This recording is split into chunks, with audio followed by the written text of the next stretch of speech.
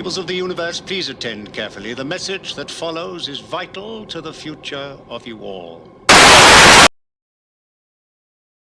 Yes, indeed. Vital to the future of all. That is what these messages are. This is me transmitting to you this very, very strange corner of the interwebs. How is everybody? Good morning, good afternoon, good evening. I hope everybody is doing well. I hope everybody's doing spiffy. I certainly am. I mean, yeah, then we have the ongoing apocalypse, of course. Other than that, but it hasn't happened yet, right? And I'm not expecting to happen soon, which we're going to talk about in a different way tonight in our opening ramble.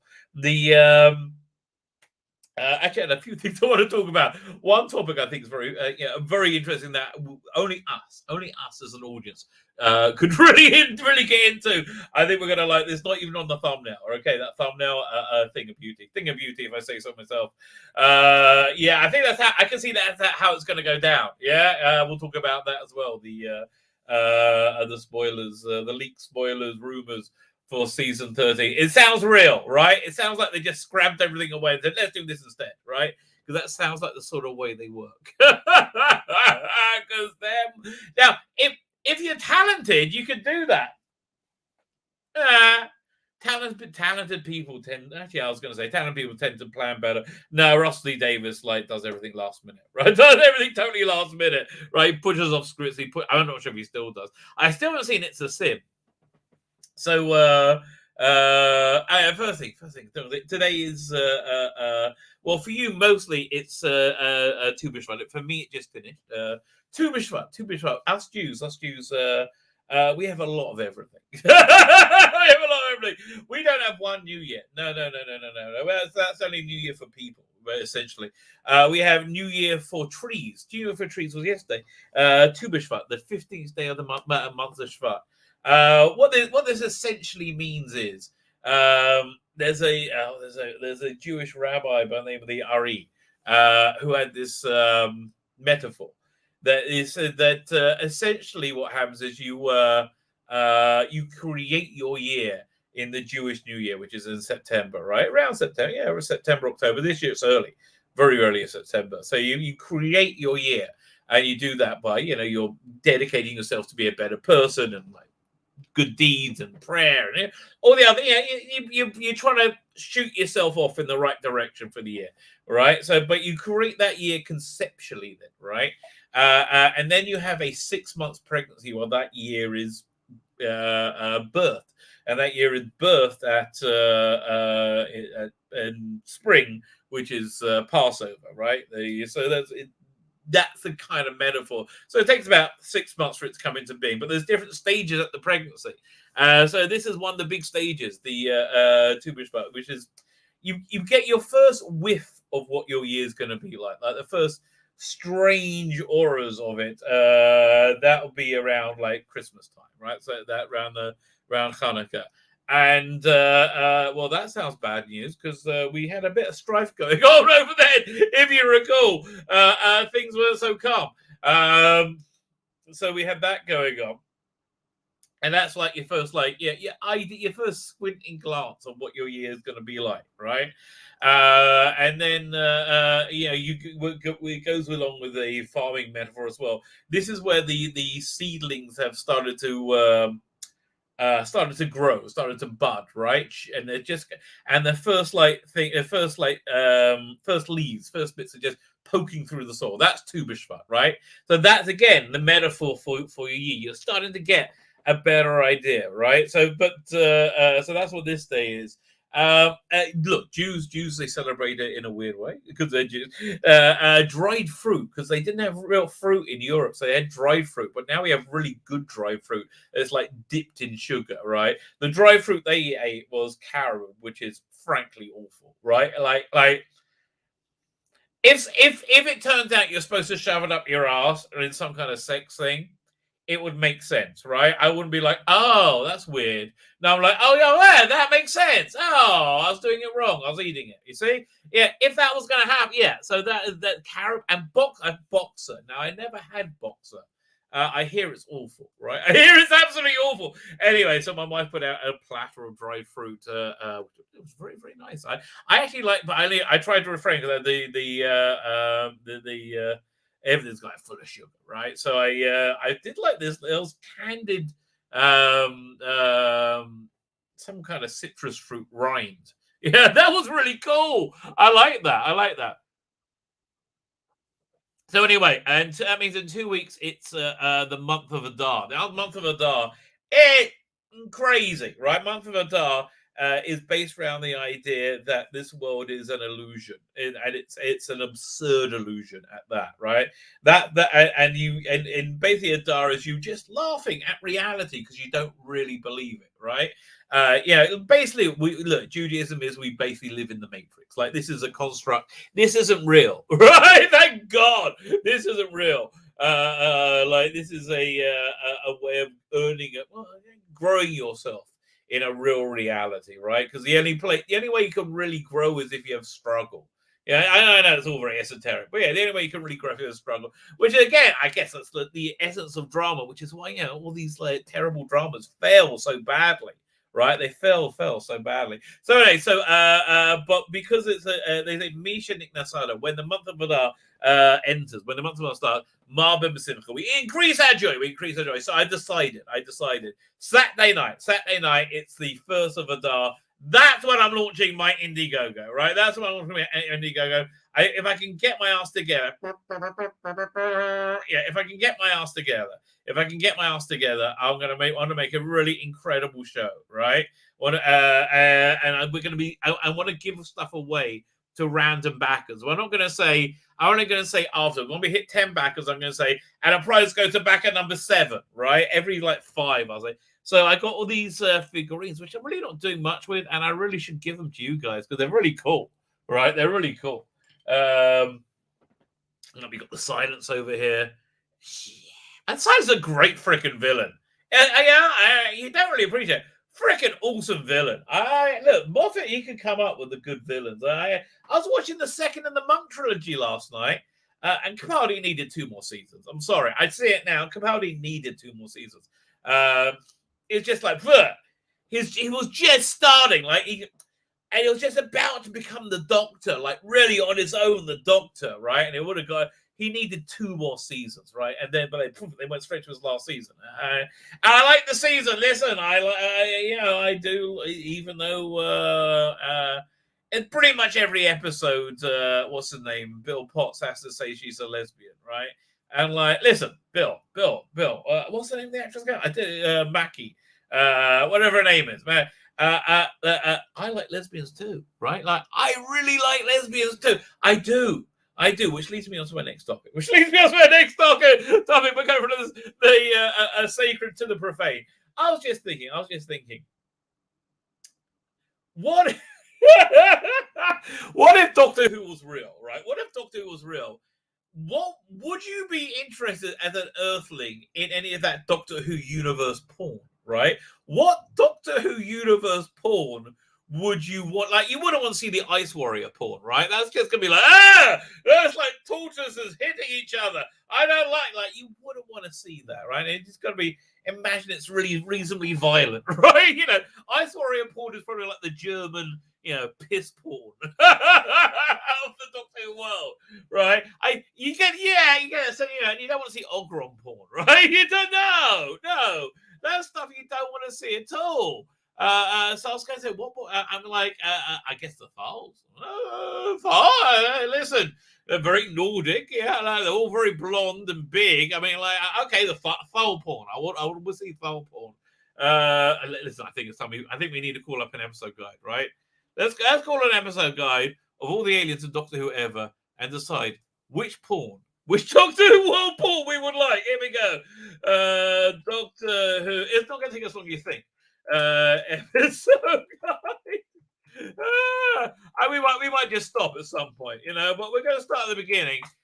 Listen, Unearthly Child. Don't get me wrong. I'm not shagging a cave woman.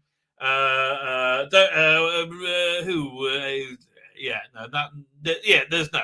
The gay people, no, I'm not up for that. No. So, okay, fine. Let me share the screen. We'll look at this together. Again, this is the important stuff we need to talk about. Chrome tab, a list of Doctor Who episodes. It's 60 to 89. That's true, baby. Daleks, yeah, the Thulls, right? Edge of Destruction. That's basically Susan with the scissors, which was strangely hot, right? Marco Polo. Yeah, I get it. Look, that's not really okay. History, that doesn't count. Keys of Marinus. Who's in Keys of Marinus? Not really.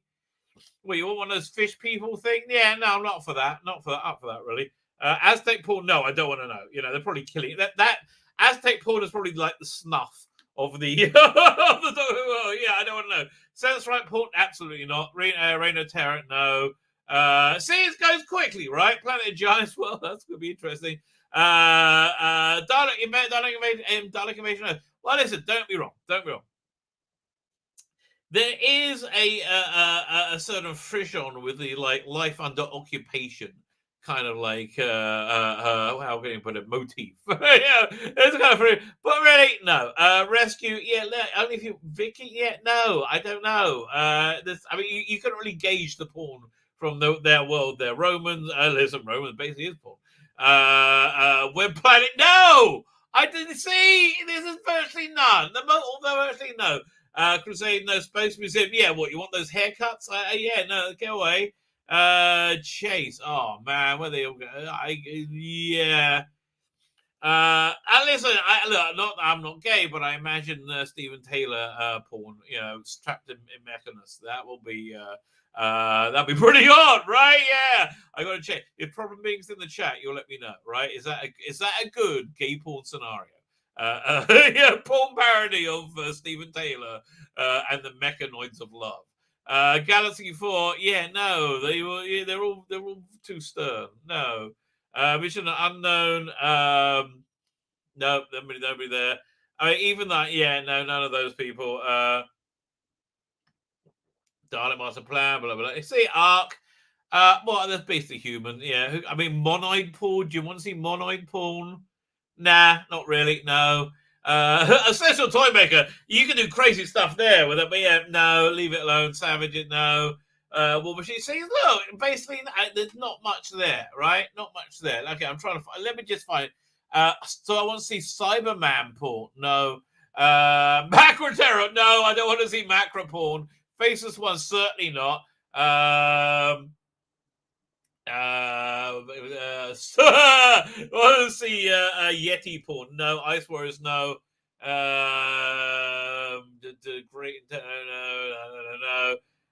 Dominators? No. Although I do like the Togun people. That I wouldn't mind visiting there. I bet they have sex romp rooms. They struck me as a mind robber. You don't want to go. Listen, that'd be worst thing ever if I become the master of the land of fiction. It would become very dirty. It'll become very sticky, shall we say, very, very quickly. Krotos, no idea. Do you want a giant South African, accented piece of rock? No. Ice Warriors, no. Spirits, no. War Games, no. See, yeah. Silurian porn, no, not really interested. Silurian, maybe. Let me think. No, I decided no. Ambassador's Death. No. I mean, if you're into the being in the spacesuit, that sort of thing. Yeah, no, not really. Inferno, alternative universe. Yeah. Terror Autons. Well, there you could go. I would, maybe all that plastic. I think you could go somewhere either. Might have even no. Claws of Axis. Ew, that's certainly not. Collie in Space. No.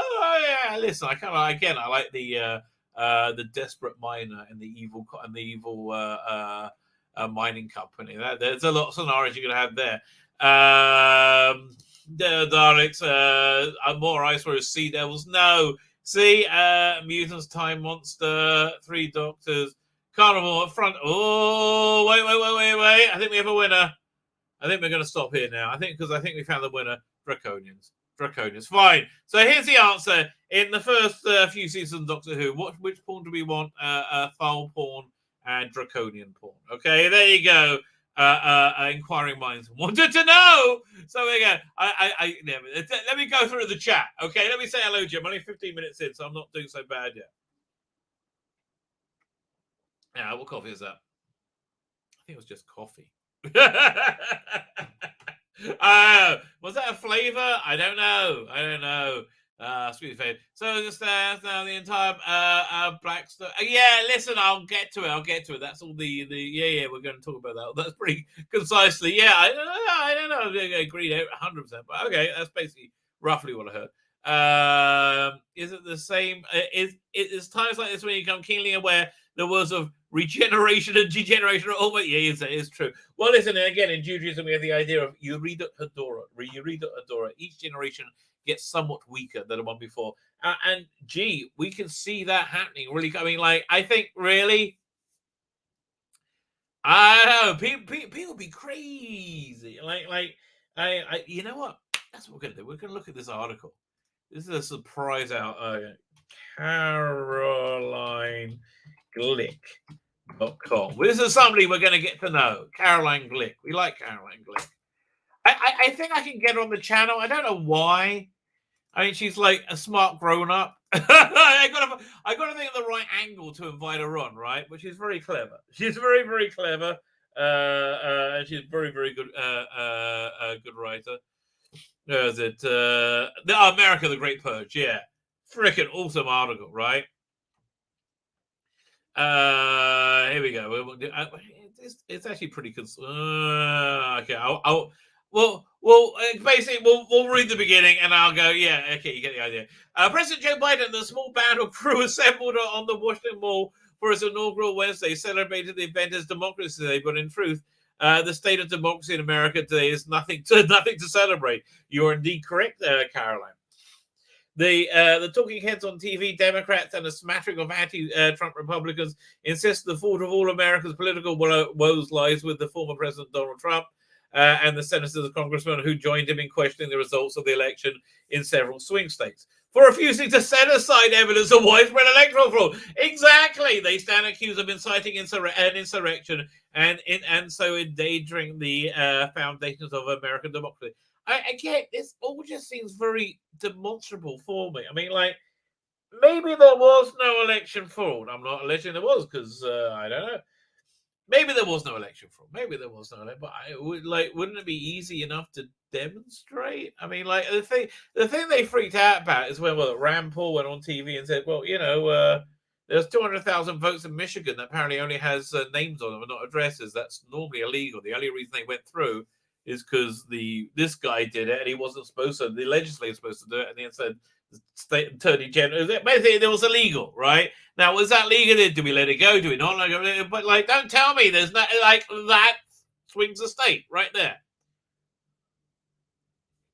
And these are just, I mean, unless I've been lied to. If I've been lied to, I think who's ever lying, put them against the wall and shoot them. I mean, honestly, I'm not advocating violence, of course.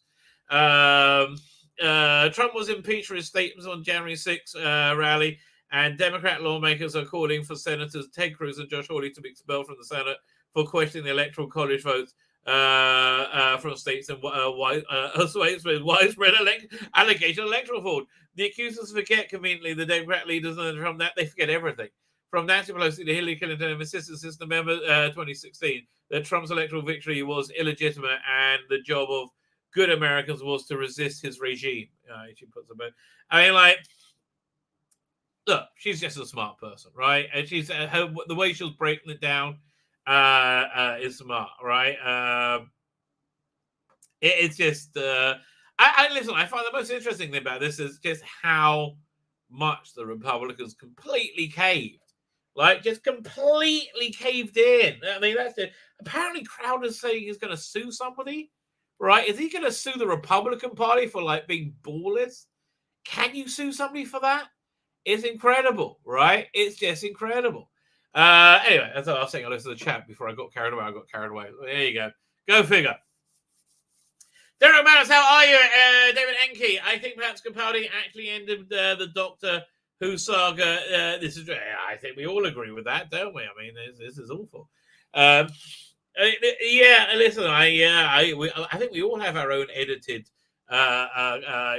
non-Jody Twice Upon a Time, which a story I still find lovely. I'm sorry, I don't think it's disrespect. I don't even think it's disrespectful to Hartnell. I think it's taking the piss a little bit, but I think it's done lovingly. You know, I don't think it's like you know, I don't mind good-natured joshing, right? And you know, Hartnell didn't say I'm going to give you a good smack bottom. He didn't do. I think he did some vaguely sexist things. I can't remember doing anything out as outrightly sexist as that, but maybe he did. I don't know. It was just the time, man. I don't think it was like, I don't know. I don't think it was. Listen, I know many disagree with me. I just think it's a lovely story. I think if the Doctor's going to go to one last place in the universe, you know where it's going to be? The Christmas armistice in the First World War, the greatest explosion of peace ever, right? I mean, that's just where the Doctor, if he's contemplating moving, if he's contemplating dying, that's where it'll be, right? That's the place that affirms everything he believes in, and I can't believe nobody thought of it before. I think Moffat just knocked out the park with that. Absolutely, you know. I think it's beautiful. It's absolutely beautiful. Yeah, I like Hartnell in it as well. You know, I like David Bradlett's Hartnell. I like him doing the Big Finish ones. He's fine. Listen, yeah, Richard Houndell is fine. He's dead, right? He's dead. It's cool. It's cool. These roles can be interpreted. I like what's his name? Most of the fan films of Star Trek. I understand it's not William Shatner. Speaking of which, we got to watch something. Oh my God, this looks so freaking cool. Where is this? Let me find it for you. It's on YouTube.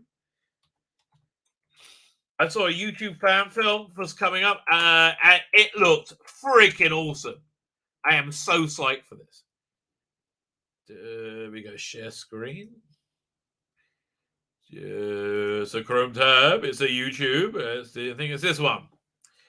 Okay, is it? Where is it? Oh, can I find it in my history? Hang on, I gotta make sure. I've got to turn this off so I don't dox anyone. Oh, it's not easy being me, let me tell you. Oh, here it is. Here, I found it. Here, wait. Let me wind it back. I'll make the screen big. Full screen. Oh, wait. No, I did that wrong. Hang on, let me try that again. How do I make it? This one? Theater mode. There you go. Is a Yoffie. Just taught you some Hebrew. Is a Yoffie. That is good. Is a Yoffie. Squadron. There you go. This looks freaking awesome. Okay, I'm kind of psyched for this. Turn the sound up.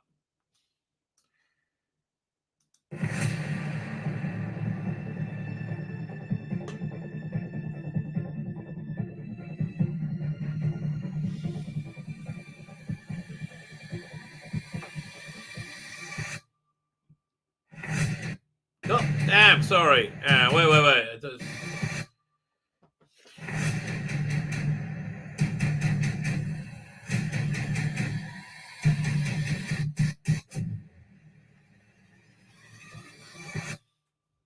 Oh, Star Trek!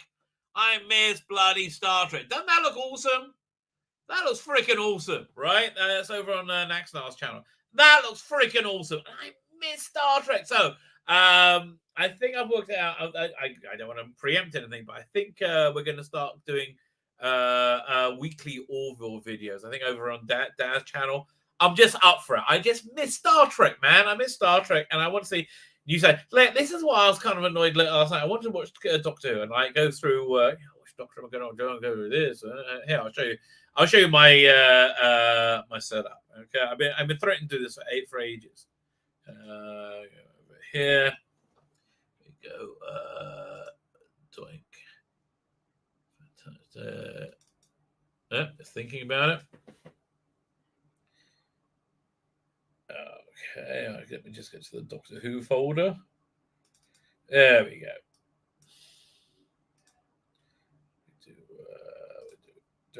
It's a little bit messy, okay? I didn't know anyone was coming over. Yeah, it's the one. So as you see, I have it. Have the we've broken down my doctors. Do I even have Jodie? Yeah, I get one Jodie episode, right? I can get rid of that, I guess. So again, so you have to decide which Doctor you're in the mood for, right? And then I go, you go by season. But I wasn't in the mood for really a Martha episode. What's her name? A Clara episode, and I don't mind Clara. Wasn't necessarily really in the mood for a Clara episode, but I wasn't really in the mood for a Bill Potts episode either. There should be more Capaldi, right? That's just wrong. But here, let me just show. Let's say I'm in the mood for a Tom Baker. Tom Baker, yeah. Genesis of the Daleks. So I want that. So first, I have all. This is if I'm on my phone. If I'm on my phone, I can. These are the files that are easier to get to because they're much smaller.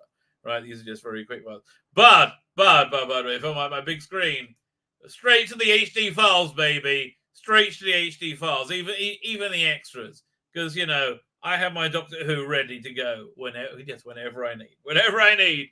There's always time. You've always got to be ready for a bit of Doctor Who. But I would just say, if you have your pornography catalogued that way, you might have a problem. But tell me what you think of the draconian porn. Yeah, I reckon draconian porn's going to be kind of interesting. Okay, I haven't even hit my start time yet. Okay, Kel Lynch is here. Daniel Leach is here. We go. Disaster area. My son, the disaster area is not home. My other son has corona. Right, just as my inoculation is kicking in. My son in the army, he has somebody got it, and he got it from him. So he was coming home, but then he was nearly home, and he was going to be in isolation here. My wife will bring you out chicken soup. Venerate to him when he was coming home. Then he got a call that the car he was in was being used by another officer who has been sent home. So he had to turn around and drive the car back. Now he's on a bus and he can't come here. So he has to go to one of the Corona hotels, which actually sounds pretty nice. So he might check himself out from there and we'll drive in a car over so he can drive himself back to our place, or he'll stay there, either way. My wife's been cooking up gift baskets for him. She cooked up all of Shabbat today, so didn't have to. So she's unencumbered to go and meet his every women desire. I tell you, oh man, I don't know anybody who dotes on who dotes on anybody like my wife. Dotes on my older son. Very wrong. He's a good boy. I mean, he's an impressive lad. But wow, man, what I wouldn't give a service like that. Oh, who'd service like that? Bloody hell! That's why I'm annoyed. I'm being gypped. Okay, who'd service like that? My dad. Yeah, my dad. My dad would be like sitting, on a couch, and my mum would say, David, would you like a sandwich? You're like, yeah, wouldn't mind, dog. Wouldn't mind. And so she'll then go to the kitchen and make this most gorgeous sandwich platter. You get this one, get challah, which is this very nice doughy bread, and then make it all nice and get salad in it, and then get some chips. Don't give him a bag of chips, but then arrange the plate and presents it. And he's sitting there. He takes it into him. He's sitting there watching football, right, and he goes, "Oh, thanks, dog. I want that life. That sounds freaking awesome. Okay, that's the life I want. Okay, that sounds freaking wonderful." So who gets that? My father and my bloody son. It skipped a generation, and that generation happens to be me. That's me. That's my life. Okay, a living hell. You want to know what living hell sounds like? I've explained it here. Fine. Let me catch up with the chat. Matthew Barrows, how you doing? PD. It just jumped half an hour. Okay, Dan, if you want to come on sooner, you can. You just put your thumbs up. I'm going through the chat saying hello, then I'll bring you in. Okay? If you want to come now, you can. I told you to come prematurely. We are both men. We are. Is that a thumbs up or not? I don't know. I didn't tell you. FISA. What does that mean? Okay, now you're cleaning the dog. I know what's going on. Okay, he's saying I think he's saying we're cool. Okay, get back to the chat. I'm with you. He's very good. He's very good. Ejaculate, says Heather Sulu. I don't know what's that's in connection with. Okay, I've lost 10 minutes of chat. that's how long I was going. Say, PD Rich is here. Retro Dicky is here. Gareth Morgan, I've said hello to you, but I'll say hello again. Tyler Simon's here. Tyler Simon's good time. Darren M is here. I figured you would pipe in with that. I don't know what he said. Liam Nelson's chin is in. I will find you and I will kill you. I have to say that every time I say your name, right? It's just like we live next to a town called Alfred Menasha, right? Alfred Menasha. And you might have heard me say this, right? Because is it true? Every time we drive past it, which for me is not often. It's like once every 6 months at this point.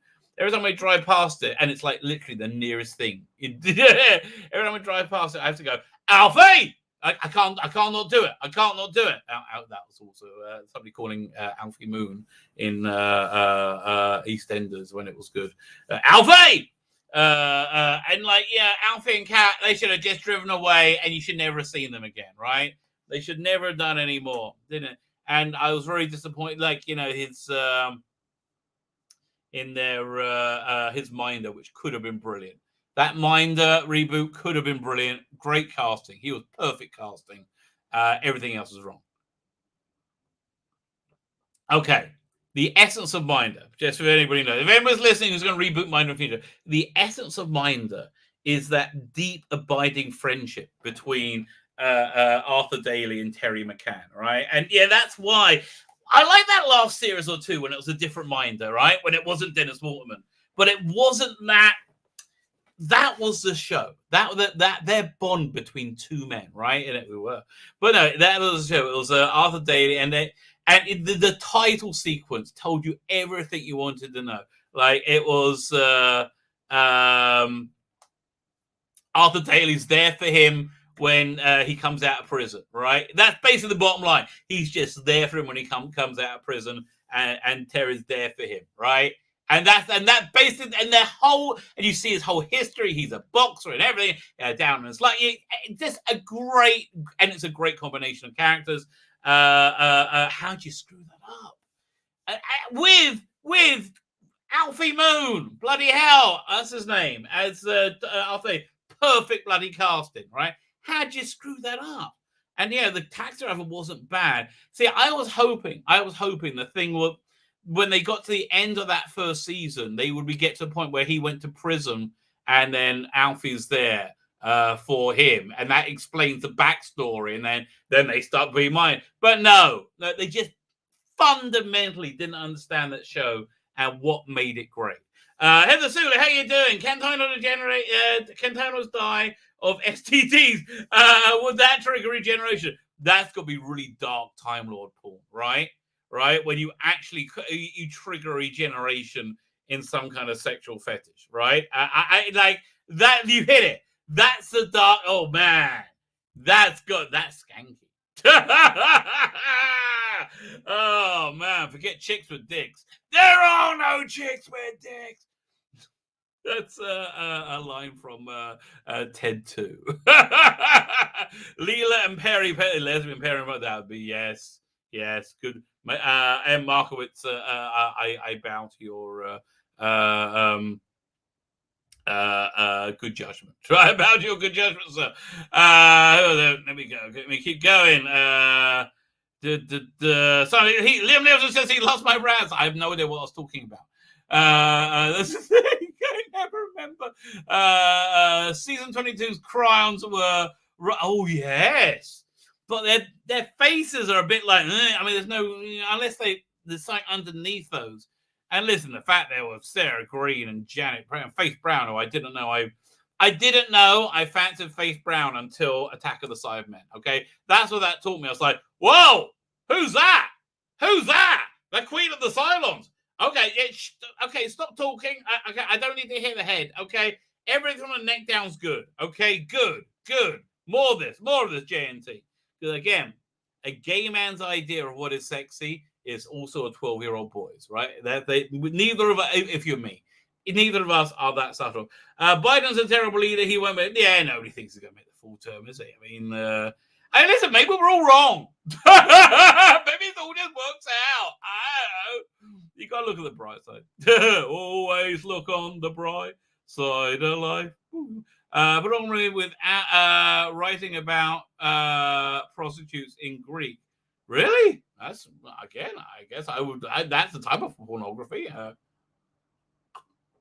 Hi, Kanka says hi everyone. Retro Dicky. Hello. Everyone's saying one. What was everybody going one for? Man. Okay, someone's got to tell me soon. What's this one thing? Type 1 if you think Biden's side cheating. Like, oh yeah. Oh, listen. Here's the thing: if you can't substantiate what you believe to be facts or have them questioned, they probably aren't facts, right? If your facts cannot stand any scrutiny, they're probably not facts, right? And if you want to do something as an article of faith, I'm cool with that, right? I'm totally cool with it. Again, why would I have any problem with Father Miller for having faith in Christianity, right? Because that's a fundamental aspect of Christianity, is having this faith, right? It's I don't mind that. It's when you don't know you're having faith, which is what's going on, and there's just blind faith. I'm like, oh man, Roth Cornet atted me when I replied to her, right? She was upset about I was just saying the thing with Ron Paul on being interviewed on CNN, right? So he's saying like 200,000 votes only had signatures on them, and they haven't, and no addresses. They can't be verified, right? And those should be illegal. The only reason they go past is somebody else okayed it who shouldn't have done, right? Who didn't have the authority to do it. Chris Berger's here. If I haven't said hello to you, Chris Berger, how are you? Twice upon time was the way it should have ended. Yeah, King Curry. Yeah. I don't know. Like, I mean, I would like him to regenerate. You know, I would like it. I would like them to come back. But I think again, but most likely case scenario is I think that most likely case scenario, I think civilization is ending. But if that's not the case, most likely case scenario is that I just don't think they get to a season 14. I just don't think they're going to have the backers for it, right? I just, unless they already prepaid. If they already prepaid, they already prepaid. I do not know. I think they probably had an option. Retro, hi, Rabbi. Have you seen the edit of 13? Fan edit 13 of Twice Upon a Time. It's really good. I don't know, but I will check it out. I will certainly check that out. TARDIS time. No one was a STD. I don't know whether. As for Rebecca, no, you miss real Star Trek. I do. So anyway, yeah. So that's something we're going to talk about in a second. Jonathan Cox is here. Have a jelly baby. Would you care for a jelly baby? There we go. There, Jamie Tipton 1 is here. You're not going to let Jamie Tipton 2 snag your 1 spot, right? You're Jamie Tipton 1, and you better know. Dr. Scott 2 is here. Ethan Bruckheimer is here. Logan 5 is here. Logan 5, there is no sanctuary. Logan 5, there is no sanctuary, and that's what I fear. There is no sanctuary. Fine. I'm PD Rich. I haven't said hello to you yet. If I haven't said hello to you, hello. How are you? I just took Bill Potts as a spunky. Who were? No filter, okay. For modern language, did not hit over the head with gay.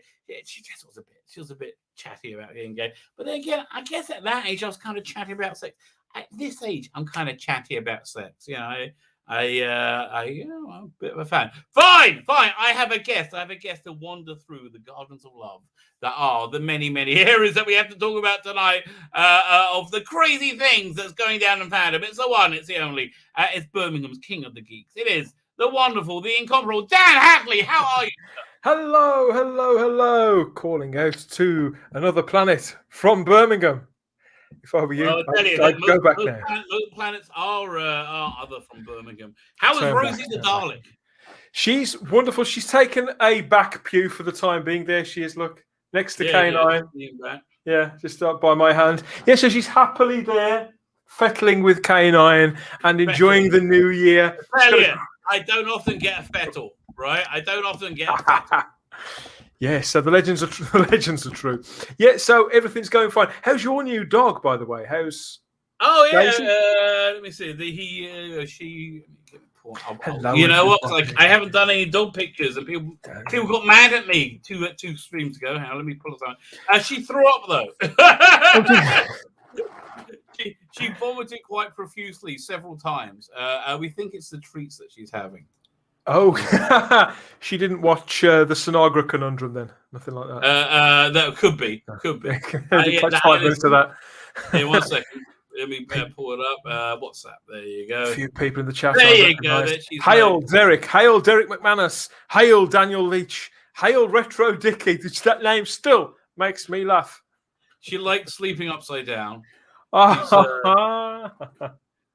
Big into Gravity, not being. I'm quite a fan of Gravity myself. Not a big fan of Gravity. This is a movie that's going to show up in a second. Oh, there you go. Logan 5 says, "Hail, hail, hail, everybody, hail back!" Oh man, she's grown since then. She was about a week ago or 2 weeks ago. She's actually bigger now. Oh, they grow old so quick. Fun and games. Keeping you on your toes. Yeah, so this was about 6 a.m. when he gets us up to go and pee. Well, it gets me up anyway, and I go and sit in the couch and make sure she doesn't pee anywhere. And then I play with her in naughty ways that Mummy doesn't let. Are you a bad influence already? I have all my children. It's terrible. Listen. I'm basically a punk rock guy. Okay, I just like Oh, there you go. Railing against established. Right, exactly. It's just the way I am. It's the way I am. Fine. Let's talk about the rumor. Okay, have you heard the rumors? I heard a rumor. I've heard several rumors. It depends on which they are. They were scribbled on the wall of the local gents. But are they different kinds of rumors? Are they connected to anything geek related? Okay, so they are ties into the TARDIS and Prinzalore somehow. That the TARDIS is dying. Yes, people keep telling me this, like they expect I should care. It's extraordinary. Yeah, none of this is real Doctor Who. Yeah, this is. I'm not quite sure where this rumor has come from. I have heard it. It makes sense. It's the sort of brainy, stupid thing they would do. So anyway, the crystals are signs that the TARDIS is dying. It's getting down to its component state or something, and she has to go back to ancient Gallifrey to try and not repair it, cure it. Right. Just in case there's one bit of the mythology that she hasn't screwed up yet. Yeah, exactly. If you go far back enough, then you find she go back to say she's screwed up everything. The reason why I thought of you when I heard this rumor was because it's a double pronged thing, isn't it? Because people are saying that the resulting fact will be the chameleon circuit being fixed, and it won't be the problematic police box anymore, which is exactly what you predicted in the rumor that you completely created. I did. What? Did I create it, or did I like speculate correctly? It could have. It seems like a reasonable speculation, right? You've just got to get in the head of a stupid person who's got complete power over everything that you love, right? And who wants to do destructive, terrible things with it and doesn't give a shit, right? Once you get inside that headspace. That's like self-righteous insanity. You go. It's within touching distance, isn't it? So anyway, so the rumor is she goes back to ancient Gallifrey somehow, and also on a quest to find out more about her secret origins. And then because of that, she finds out too much, and she's brainwiped and force regenerated into. I thought Noel's rumors was right about Dr. Parmidanara. But somebody another way says Dr. Ruth. This is why Dr. Ruth doesn't know the 13th Doctor. Gotcha.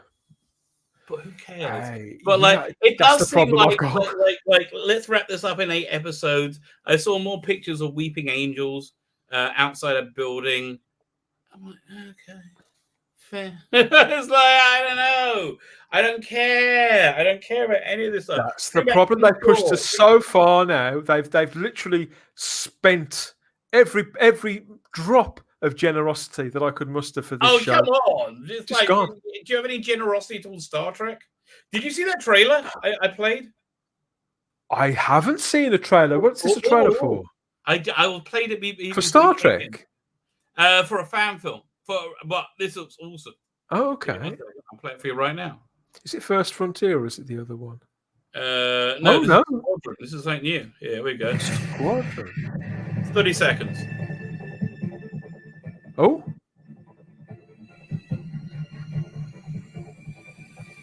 Okay.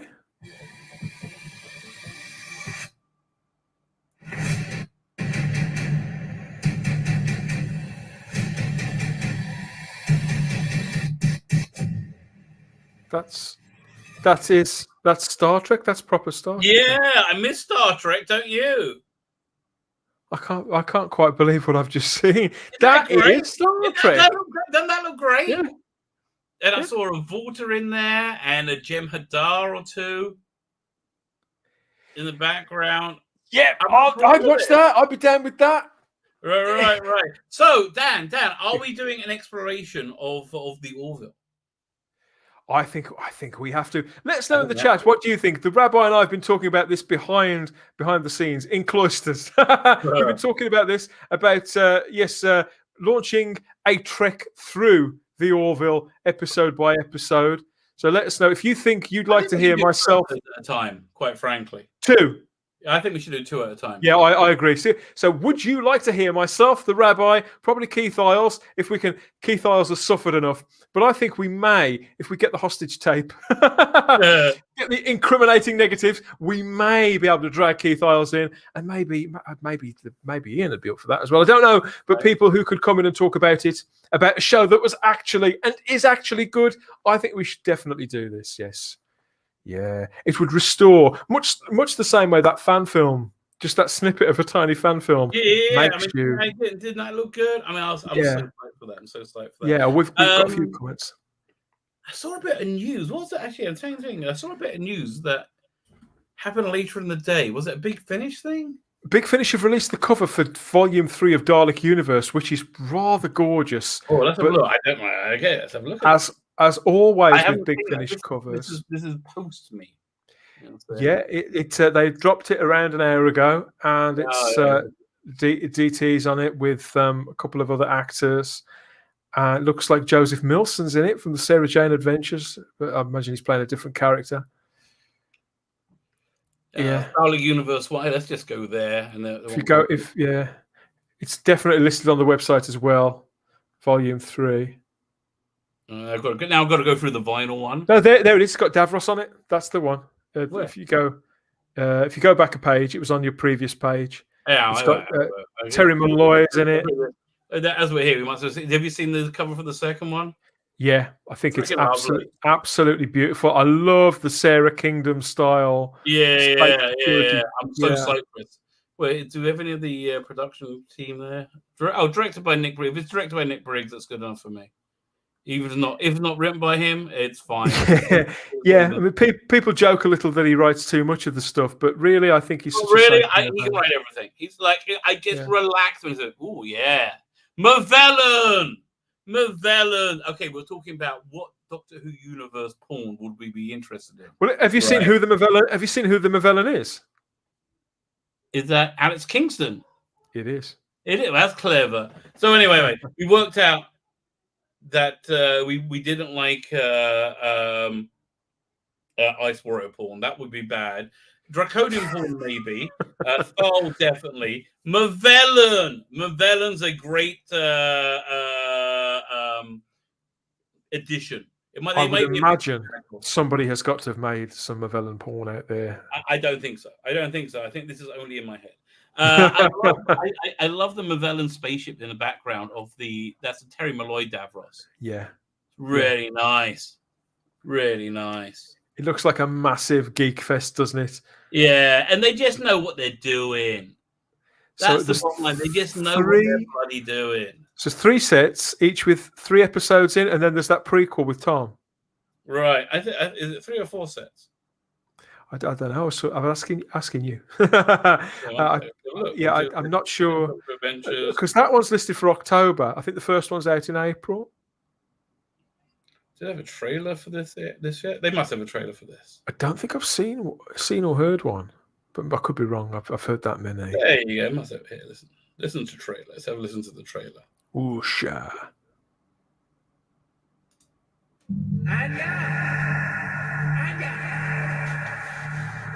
From Big Finish Productions, Doctor Who, The 10th Doctor Adventures, Dalek Universe 1.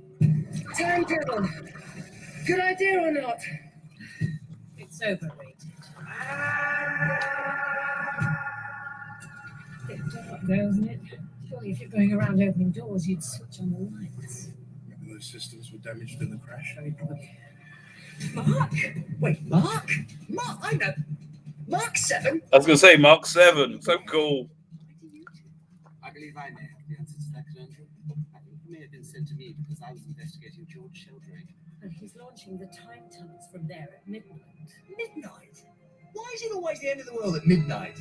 You can trust me. In fact, that's your only option. I'm the foremost temporal scientist of this era. Don't thank me yet. I think we're coming down in the clearance zone. Among all those mechanoids. Brace yourself! Too late, then open fire. Landing in the next street. Then let's get over there. You too, mechanoid. Come on. Mechanoid. There's one in here. Whatever common class of this is, it's likely to be triggered by the activation of the time tunnels. Temporal anomaly detected. Big Finish. Without story. Oh. Nothing can help.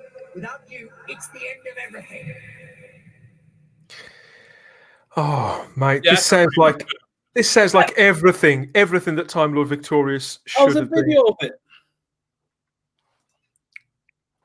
They make some really striking video trailers and all sorts now. If this is the same thing, we'll give.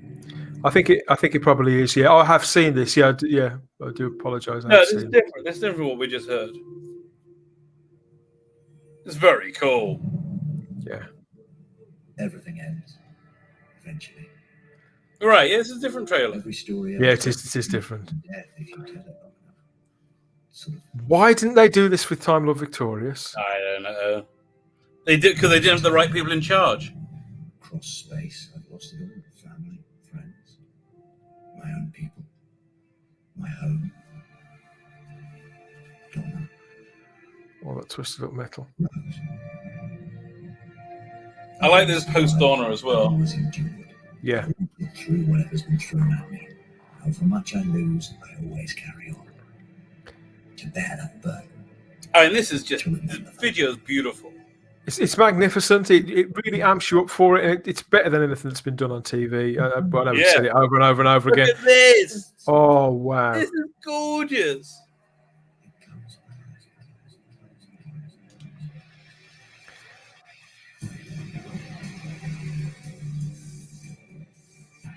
Yeah, I'm totally, utterly psyched for this. I think it's going to be outstanding. I just think that they're approaching it in exactly the right way. And when Big Finish are left to manage their own events with no interference from the BBC or insistence on forcing it together with stuff that other people are doing.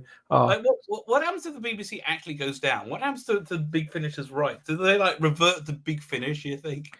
We can only hope. They had that with what's that? It wasn't very good. The Destiny of the Doctor, the release for the 50th anniversary of each different Doctor, and BBC Audio went bankrupt. But they had a thing in the contract, right? So in one party goes bankrupt, the other party gets the rights to release it, right? Yeah. So they did, and they put it in, assuming Big Finish would be the part that went bankrupt. They put it in for that. Nobody had any idea it was BBC Audio. They went bankrupt, so it snapped directly back to Big Finish because of that. Because they basically produced the majority of that, didn't they? The bulk of it was Big Finish to put that together.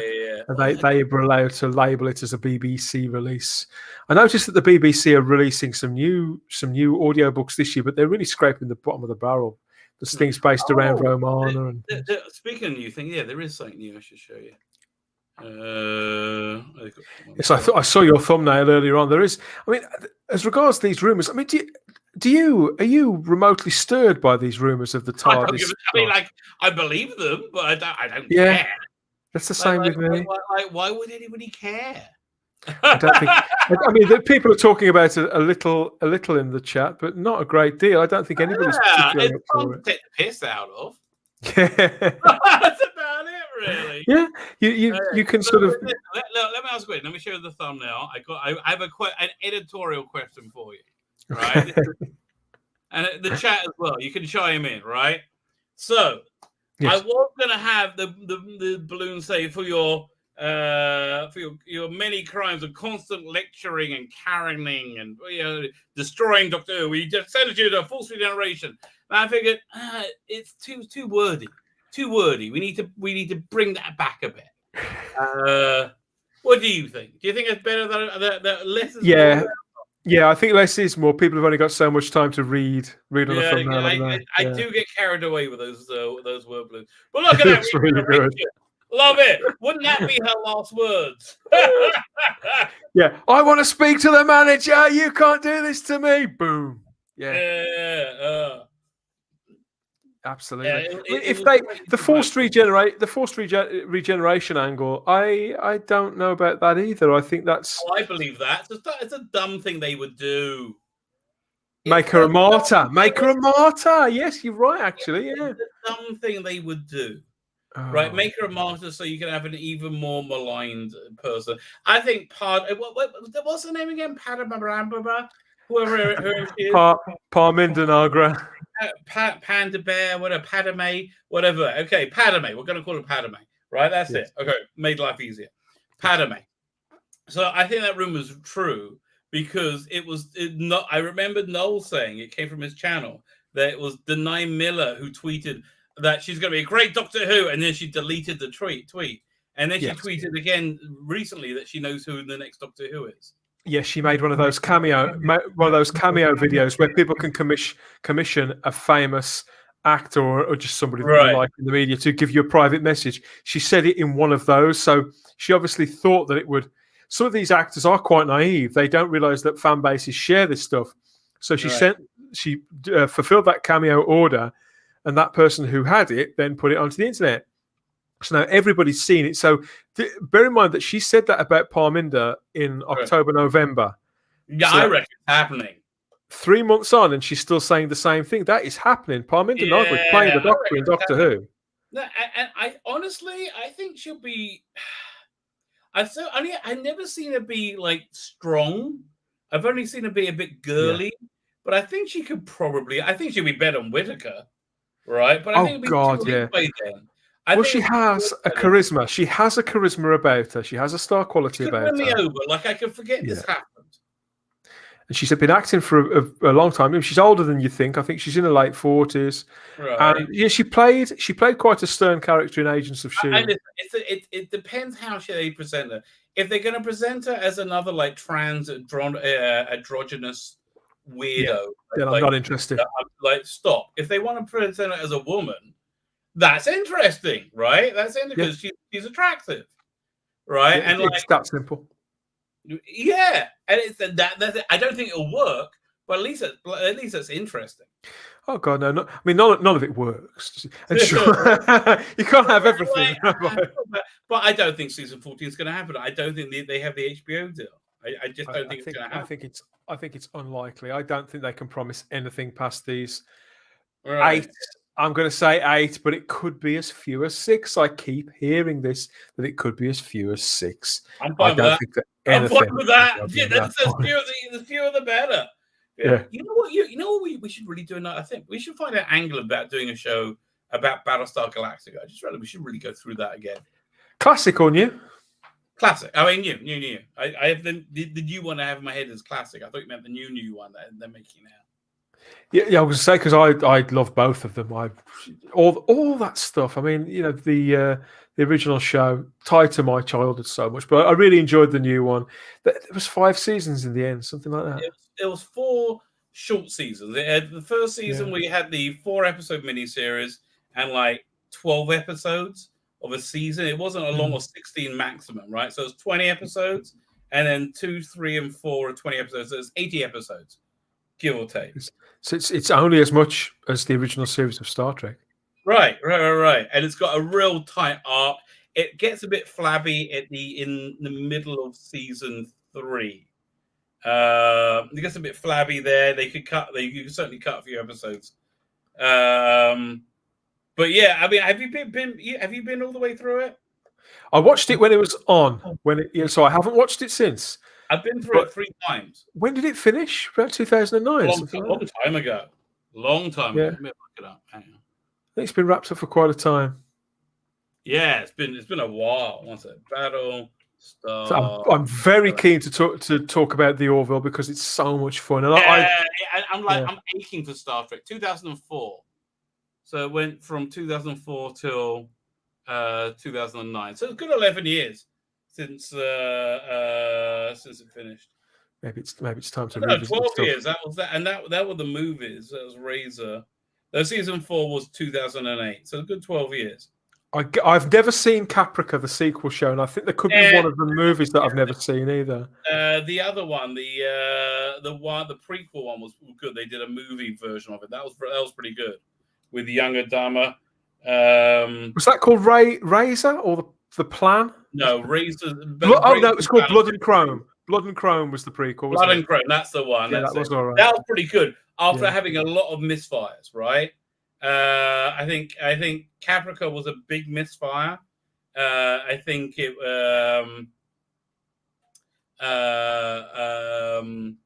was it. The Plan was a big misfire. Razor was okay but disposable. Like you didn't really need it. But it was basically Caprica and The Plan were 2 big misfires, I think. They tried to extend it so many times, didn't they? They were trying to sort of feel their way out. Right. And then I'm not sure what basically died at Blood and Chrome in 2012, right? That was the end of it. That was the one that they delivered over mobile devices as well, wasn't it? So it was when they were trying I think so, yeah. Listen, they were experimenting with it. They gave up with it. But that Blood and Chrome was actually pretty darn good. It didn't really work as a prequel. Yeah, it jarred, but again, the Battlestar Galactica, oh my god, that was such a compelling story. What a show! There's lots of fondness here in the chat. Yeah, and people agreeing about Blood and Chrome. No, I love all that stuff, and I'm quite keen to see somebody go back to it, and ideally for a movie. I didn't really have much of an appetite to see. I got to find a new angle of exploring it. I got to find if I can find a new angle of exploring it, then it's. But I got to think about it. It's can't just be a watch along. It's got to be. I don't know. There's something there, right? Maybe do something with religion with it because that might be something interesting because it's very deeply religiously based. It is, yeah. Also, I think the original is to a certain degree, but the sequel even more so. But I suppose, that was probably the defining science fiction series of its decade, wasn't it? Battlestar Galactica. Right. All the gear, no idea. That's a great name. All the gear, no idea. Blood and Chrome. You can find it. You can probably find it on YouTube. I would have thought you could find it on YouTube.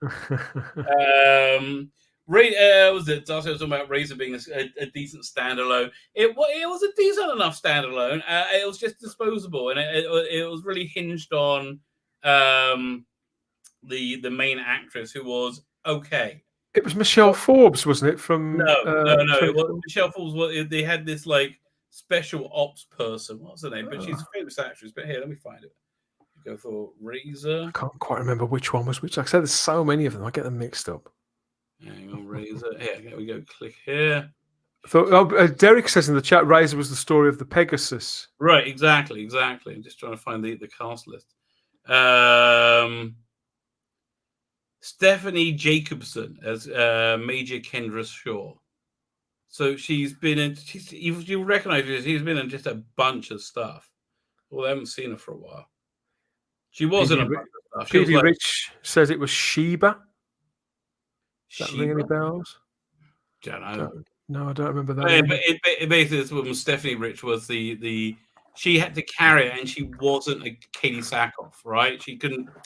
Like Katie Sackhoff, like Katie Sackhoff was great, as was what's her name, the president, and Boomer as well. You had three. I mean, what's her name? But what's the name of the president again? What's the play the Carol? I can't remember. I'm looking it up. I'm giving in and looking up. It's such a long time. To be honest, I liked most of the characters in it. That was another thing. I was intrigued by most of the characters in it. I found them to have depth and intrigue. Mary McDonnell, right? They were all layered people. Bolter was fantastic. Jamie Callis, like James Callis, he didn't his best role. He's never got a role as that good. No, he's disappeared since. Like you think about how this thing, and you rooted for him, even though he got his sheer terror, all through that first people were going to catch him, and him talking to him and his insanity and his genius, and you had the trudging reality of it as well, and it was a reflection of 9/11. It was a massive reflection of 9/11. I know people who refused to watch it because it was so clearly some sort of response to 9/11. And I suppose I get that. People who just wanted escapism, but I think they missed out on a great show. We're talking about the woman who played the president, Mary McDonnell. She is, for me, everything that she did on that show.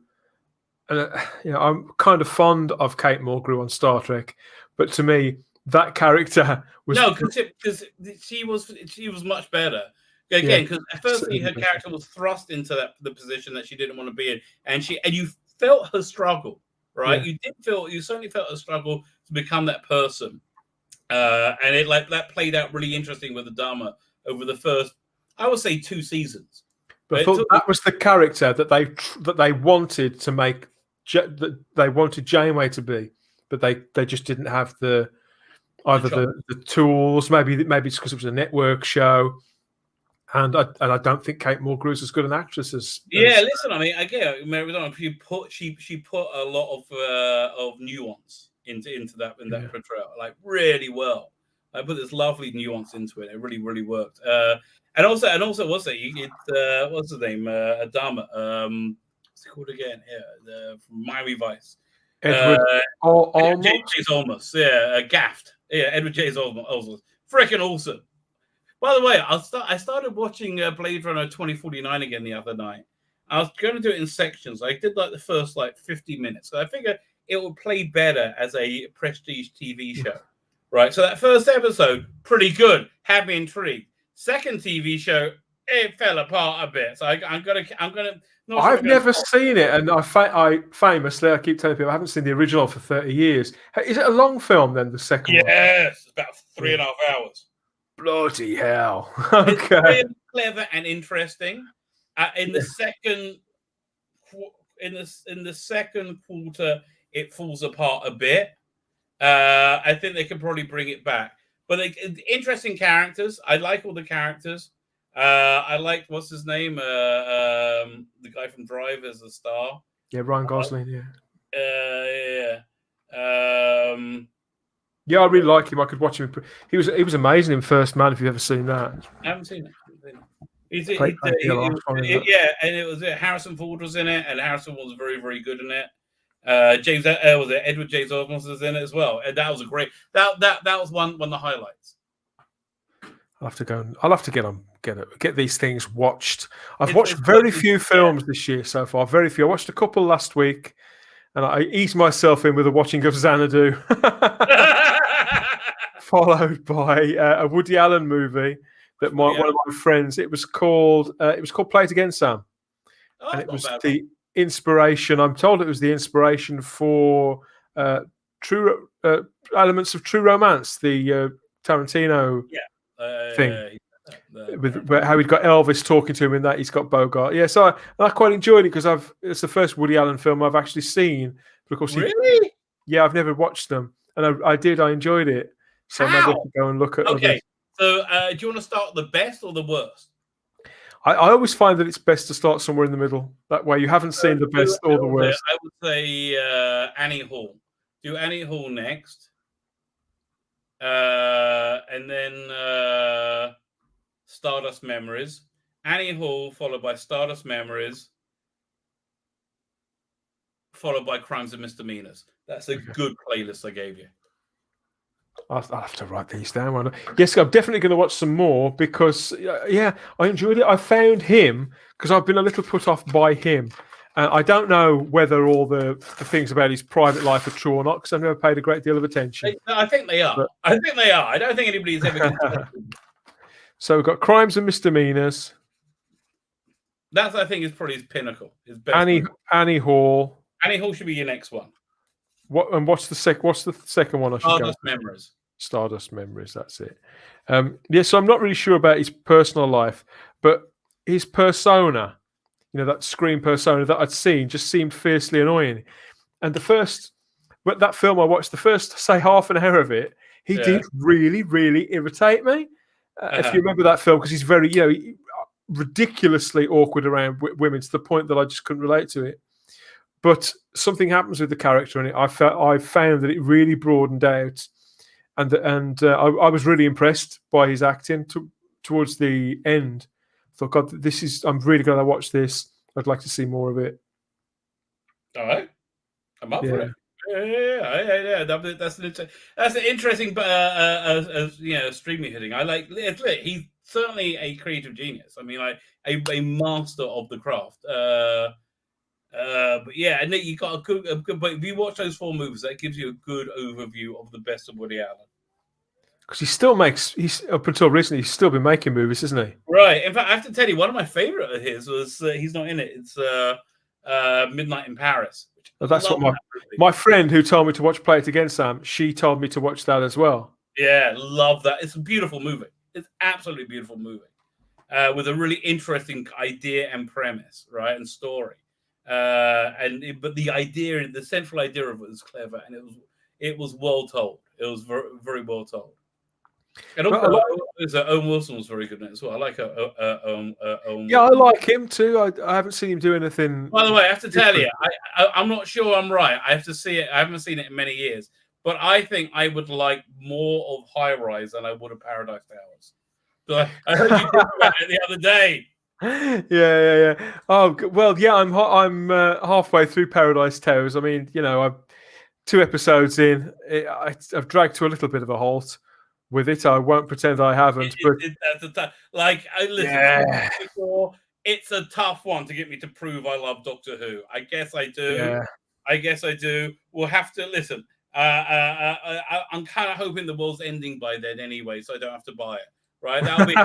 These are one of the many things I'm going to say in the rubbles of the post-apocalypse. Say, damn, see Star Trek Discovery. We're out, baby. Apparently they started filming season 4 of Star Trek Discovery already, and I hear that there's some sort of promo reel. That's what I thought you were going to show me earlier on. Apparently, CBS or Paramount Plus, I should say, have started putting a trailer into circulation, advertising Strange New Worlds as a definite thing. Yeah. Okay. I'll see. I'll believe when I say it. Fine. I forgot. There's a news story we're going to get to. 1 second. Let me share the screen. This is the thing that dropped today. Yes, I was. I haven't seen much news today, so anything you show me is going to be literally news to me. Okay. So 1 second. We got. This. I read the story last time about Rebecca Ruth Tanya, and she was like, "Yeah, you know what? Because she's the famous trans actress." And just say, I was so surprised at the outpouring of love. I'm a man with a schlong who's a woman, right? I'm a woman with a schlong. Like she said, basically every other line. And people were so the reason you keep screaming, you're a woman with a schlong, which they do every third line, is because you want them to go, oh, you're so stunning and brave, right? And then you go, oh my God, you're so nice to say that. I can't believe you said that, even though I was angling for that. I read an interview with her a few days ago, and I found her. She just seemed a nauseating human being who I've got no interest in whatsoever, whatever gender she is. I don't dislike her personally, but I probably wouldn't get along with her either. Well, I think what I'm saying is she just sounded to me like every other actor or actress. Just, I don't really care about their private lives. I don't care whether somebody's trans or not, male, female. I'm genuinely not interested. The only time it annoys me is with Elliot Page, where he's trying to look as much like a chick as possible, isn't he? I don't understand why he's trying to do that. I haven't seen a picture of him in a while. He looks like a chick. He looks like a chick who's put a hat on and is like saying, are people actually going to buy this shit? Are people going to buy? I guess you are. Well, I've noticed that he has split with his wife. Yeah, well, duh. That's got to be awkward. Listen, I'm a bloke. Wait. It was a wife. I'm a bloke, but I'm gay. Is that the deal? I can't remember now. I don't know. It's all too fluid. I can't keep up. Okay, I'm trying. I can't keep up. I don't know if you're a bloke or a girl or whatever. I don't care. Just finish that Umbrella Academy or give the role to somebody else. I don't give a shit anymore. Yeah, they're private lives. I'm happy for people to live their lives however they want to live, however they want to identify. But I'm just not interested. I don't think it's being cruel, and it's certainly not. I certainly don't reject them as people or whatever else. But I'm also not interested. I reserve the right to not care.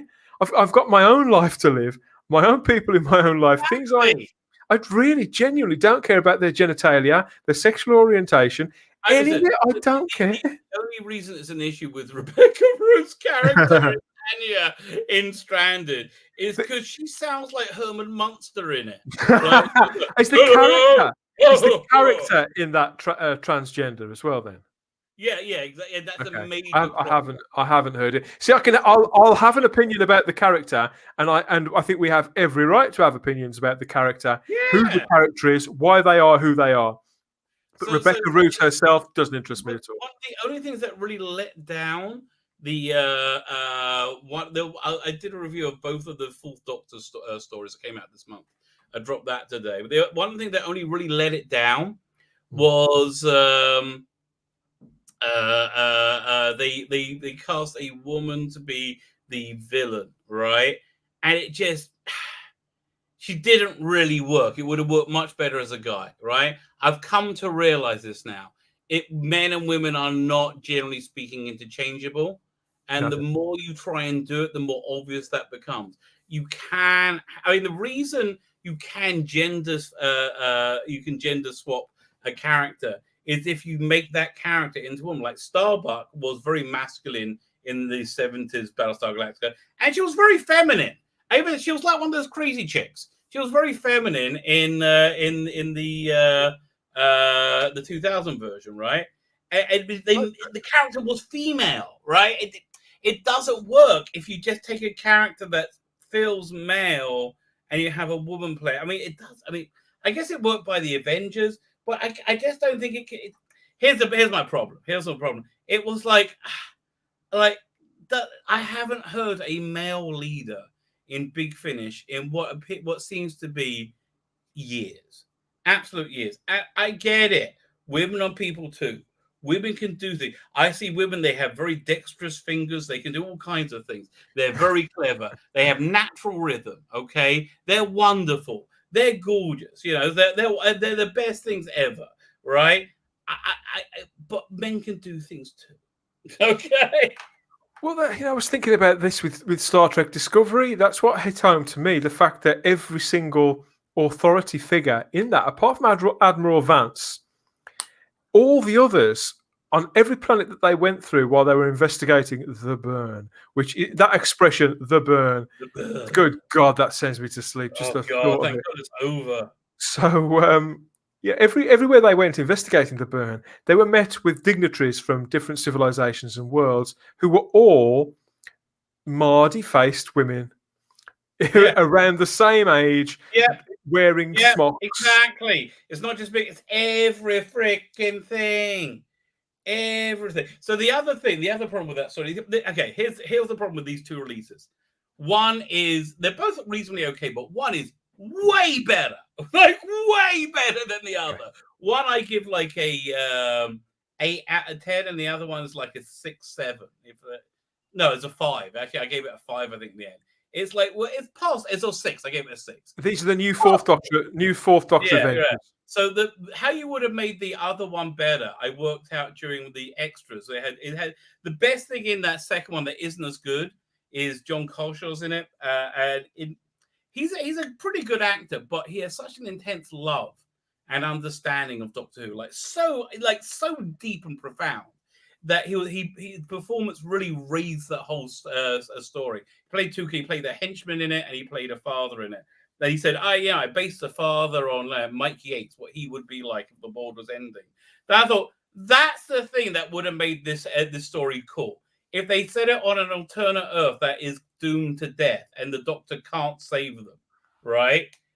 And you see familiar things. If you saw Mike, you saw the Brigadier, and you knew, and he knows he's going to die, and this is his last stand. That's a story. Would have been awesome. I would have been so up for that.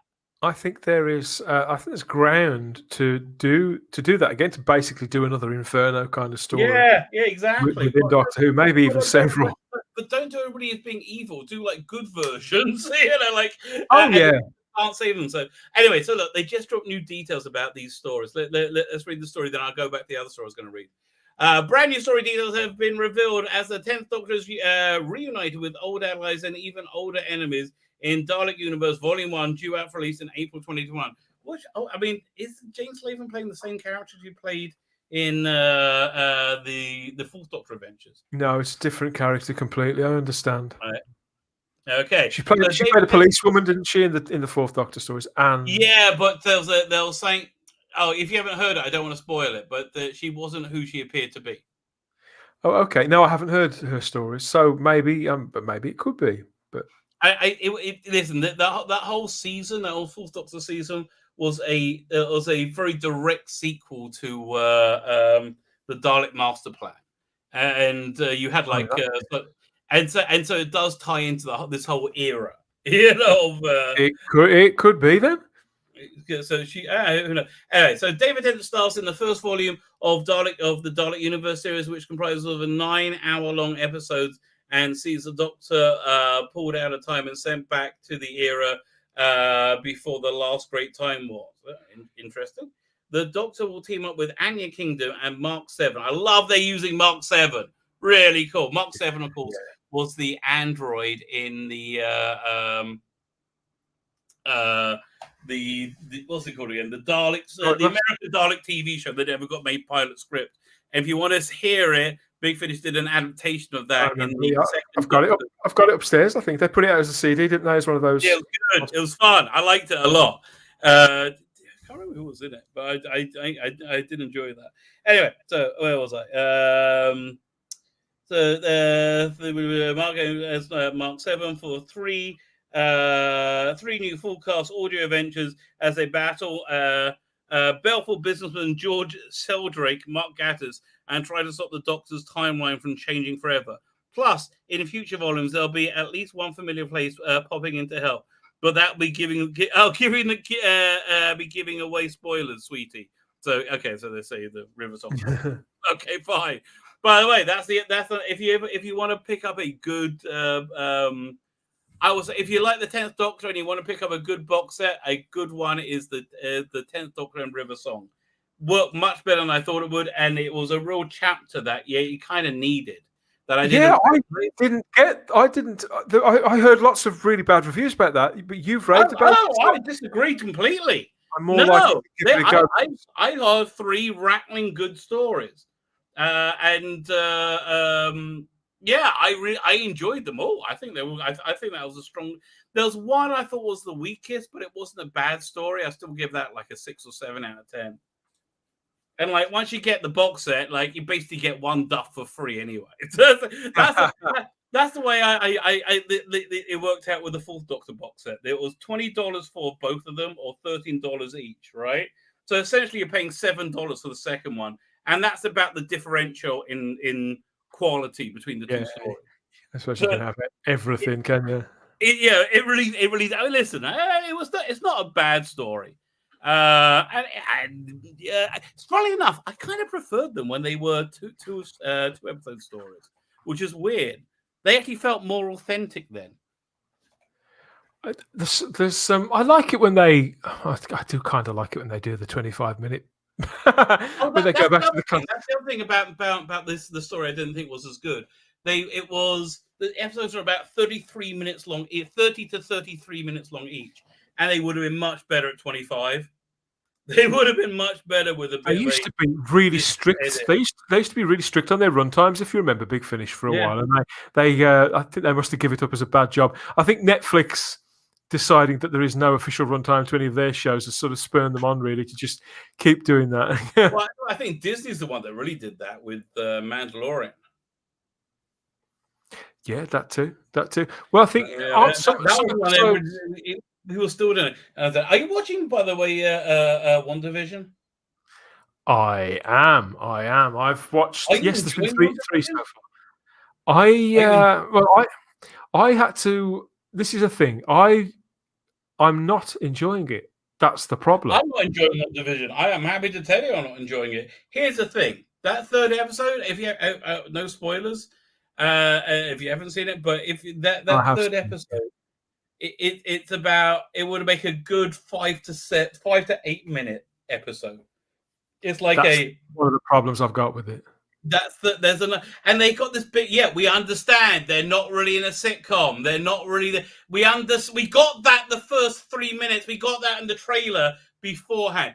We know they keep going, but there's something funny going on over here. We know. Here's the problem with the show. Okay, here's the problem with the show. I think it's written by a bunch of chicks. Okay, I'm gonna say it. It's written by a bunch of chicks, and it feels like they're interested in sitcoms.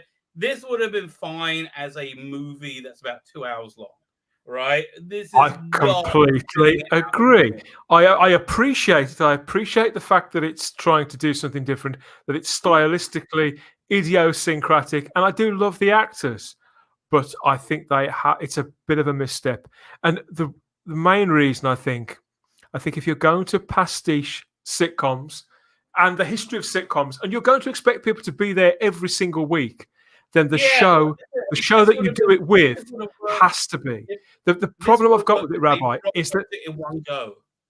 I think it would, yeah, but I think the only way that this could have worked week by week is if it had been funny.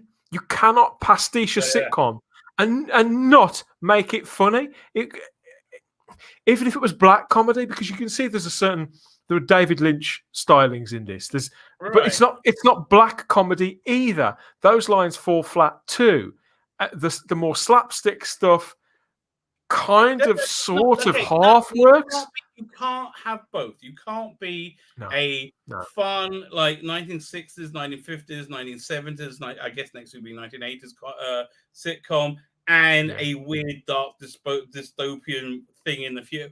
Whatever. I don't care. I think you can, but you have to be. I think you probably can, but I think you have to be a damn sight better writers than whoever these guys, who these people are. I hadn't looked into who was writing this. I think that the League of Gentlemen could absolutely write something like this.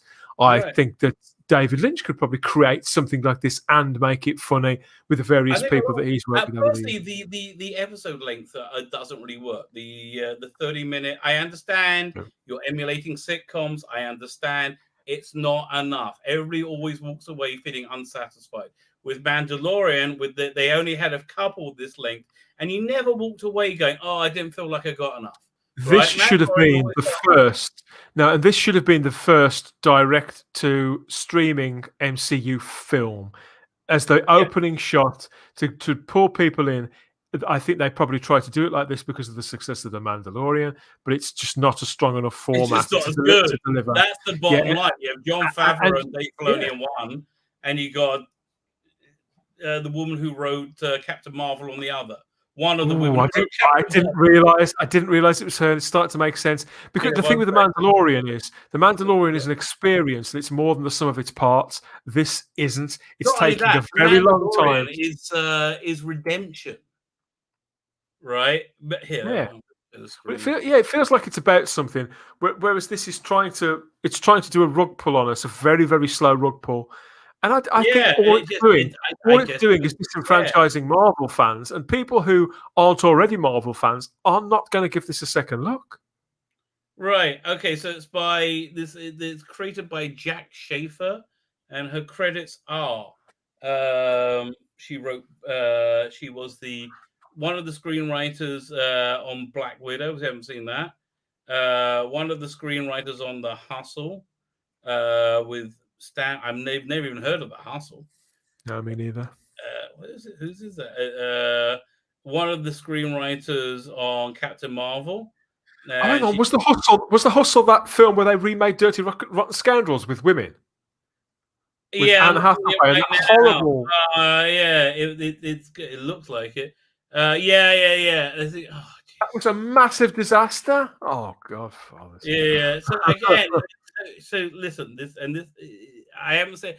Okay. So she was one of the screenwriters on Captain Marvel, along with Geneva Robertson D'Oret, Anna Bodin, and Ryan Fleck. She was one of the writers on The Hustle, along with Stanley Shapiro, Paul Henning, and Dale Lorna.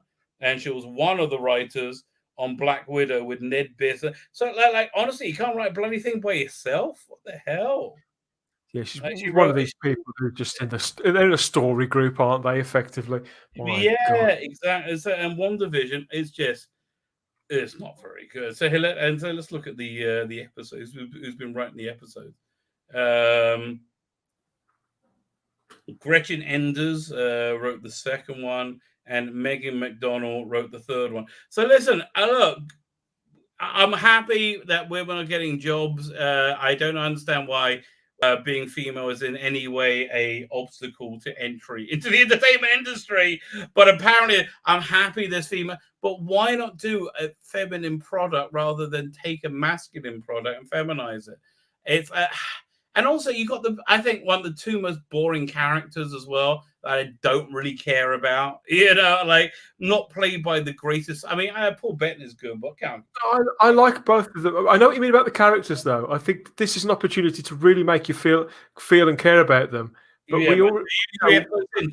Listen. Are you watching the next episode out of obligation or because you want to?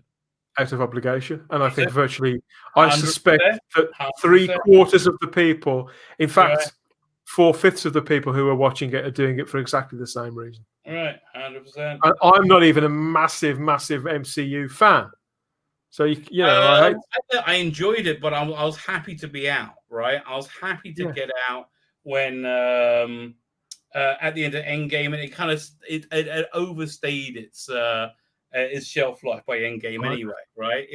I feel it's getting that way too. I think honestly, as soon as they brought the feminist crap into it, I was kind of okay with the first Ant-Man. I was like, okay, it's kind of cute. I like. Yeah, I love that. But Ant-Man and Wasp and Captain Marvel and like the femful scene in Avengers Endgame and like the very muddy visuals in the end. I was just happy to be out. By the end of it, just like it stayed 2 movies too long. I went to see Spider-Man Far From Home in the cinema, but didn't buy the Blu-ray. And I don't think I will see. I'm hoping they drop Captain Marvel on Disney Plus. And I would watch it on that. You could see that it's peaked. Have you ever seen Captain Marvel? Not Captain Marvel. I mean, Black Widow. Yeah. Black Widow. Yeah. Captain Marvel. So, and again, it was a mediocre superhero movie with a weird chip on its shoulder, a terrible Mary Sue, and a very obnoxious star. So it just didn't really pull together. It's like it was okay, but like it was very much rechanging the direction of the MCU. To say women are people too. Like, oh wow, really? I didn't know women are people too. I honestly, ladies? Well, who heard of a lady being running a business? Well, border dash, I say. Putting these outrageous ideas out in the world. I mean, like, that's how they think we think at the BBC and at CBS. Yeah, it definitely is. It definitely is at the BBC. And yes, sadly, that means I have got to leave you all now. Okay. We're going to go and have something to eat. But fine. So look, I will carry on and read the story, but then I'll talk about the other thing coming up as well. Very good. Thank you for dropping in. So, my pleasure. How much do you believe these rumors? You know what? I'd say they almost certainly are true. Yeah, sound real to me. Yeah, I'd gay. I wouldn't gay for Chris. I wouldn't gay for Chris Chibnall. No, I would go so far as to say, was what I was trying to say, that I'm 90% certain that those are true. Simply because I don't think people care enough about this era of Doctor Who to make shit up. And it's exactly. That's honestly very, very true. Thank you for listening to my nonsense, everybody. Very good. Speak to you later, mate. We'll talk about the Orville ideas. If they already put you, I think they put your channel in the chat. Please go. And yes, PD Rich did earlier on. So thank you, everybody. Put a link to Noel's second channel, the Irish Geek, in the chat. That'd be great. Everyone should go over there and sub to him. And if you're not sub to him over at the TARDIS Zone, just sub there. I think he'll probably be back in about 10 days. Yeah, he needs the community file, like a court case against him if they want to keep it off air now. Bloody hell! That's basically what it's got to say. They if there's a court case pending, YouTube will keep it off air. If there's not they have to go and file against him within the next 10 days. Otherwise, he gets the strike taken off and he gets the video reinstated. Poor guy. I spoke to him a couple of days ago. I wasn't sure how it was all going. Bloody hellfire. Okay. I think it's good that he's back on the Irish Geek. Of course it is. I'm enjoying listening to him. I'll say that. I had the Irish Geek on the other day while I was cooking. I mean, that's probably what I'm going to go and do now. Once you've wrapped up. But in a bit, Chief. Thank you, everybody. Thanks for listening. Thanks for having me, Rabbi. I'll speak to you again later on, mate. Bye-bye, everybody. Bye-bye. Fine. So let's finish reading about these. They apparently put the descriptions about these box sets. So anyway, so they said they're gonna River Song's gonna be showing up at least the third set.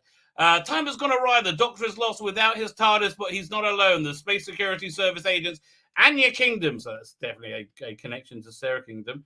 Okay, fine. So one sec. Let me do a bit of slide checking to see what the name of her character was when she was with the Fourth Doctor. I think, was it The Perfect Prisoners? What was the last one in that story? I think this one. 1 second. Let's have a look. We'll go for cast. Okay. So in those stories, she was called Anne Kelso. So I don't know if she's supposed to be the same. I have to re-listen to. I guess I'll re-listen to the last story before I listen to the Tom Baker one, right? Maybe that helped me make sense of it all, right? Maybe. Yeah, so one can live in hope. Fine. So where are we? So he's lost. But he's not alone. The Space Security agents, Anya Kingdom, Mark 7. I get Mark 7. Love it. Mark 7's a robot. That's why it's called Mark 7. He's, I guess, the 7th generation. Haven't always been on the side in the past, but now they're there to help him. So when have they been with him before? And he's going to need them because his oldest foes are waiting to strike. Ready to take down their greatest enemy. 3 thrilling tales are as far as 1 second. Let me just do that. Okay, fine. Let me stand up. There we go. Let's see these 3 thrilling tales. So we got the first one. John Dorney wrote it, so that's a very good sign.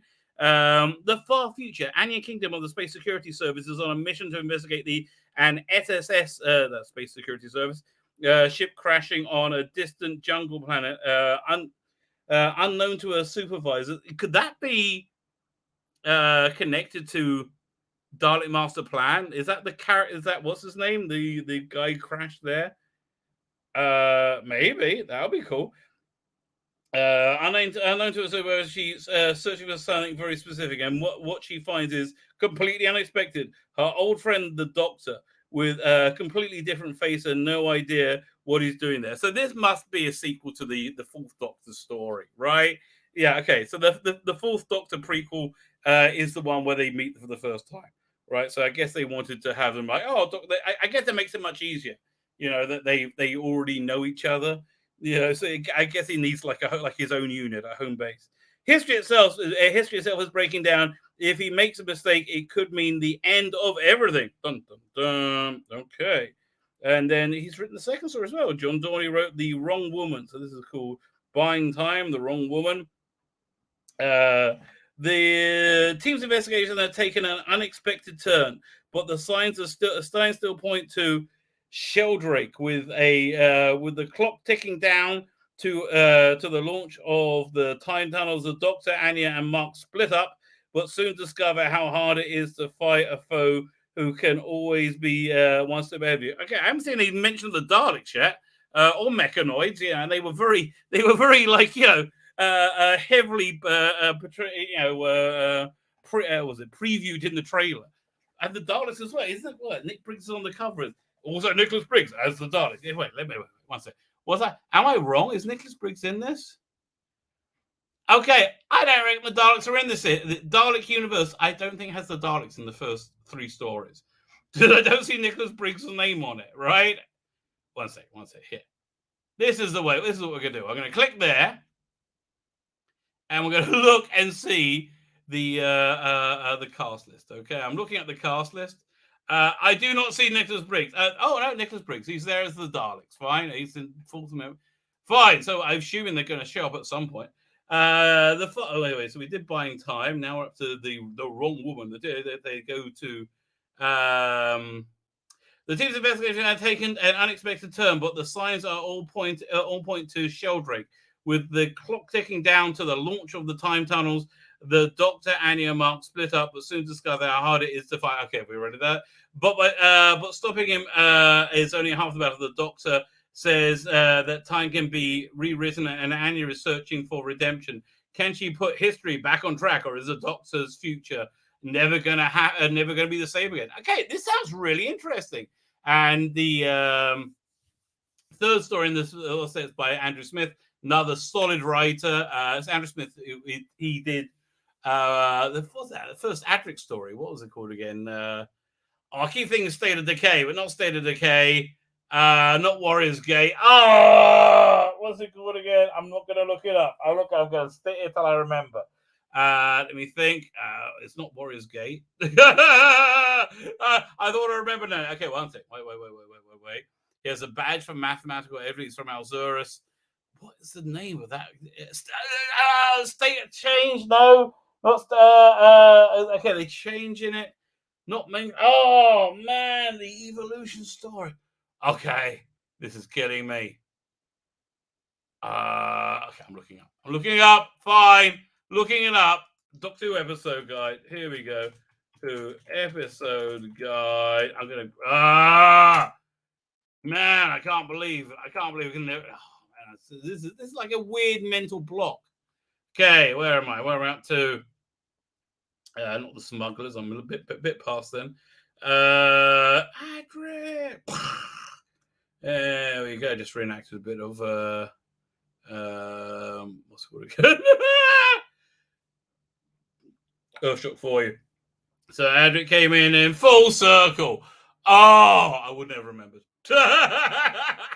Fine. So original wrote full circle, but he come back and he's done a lot of Big Finish. Solid writer.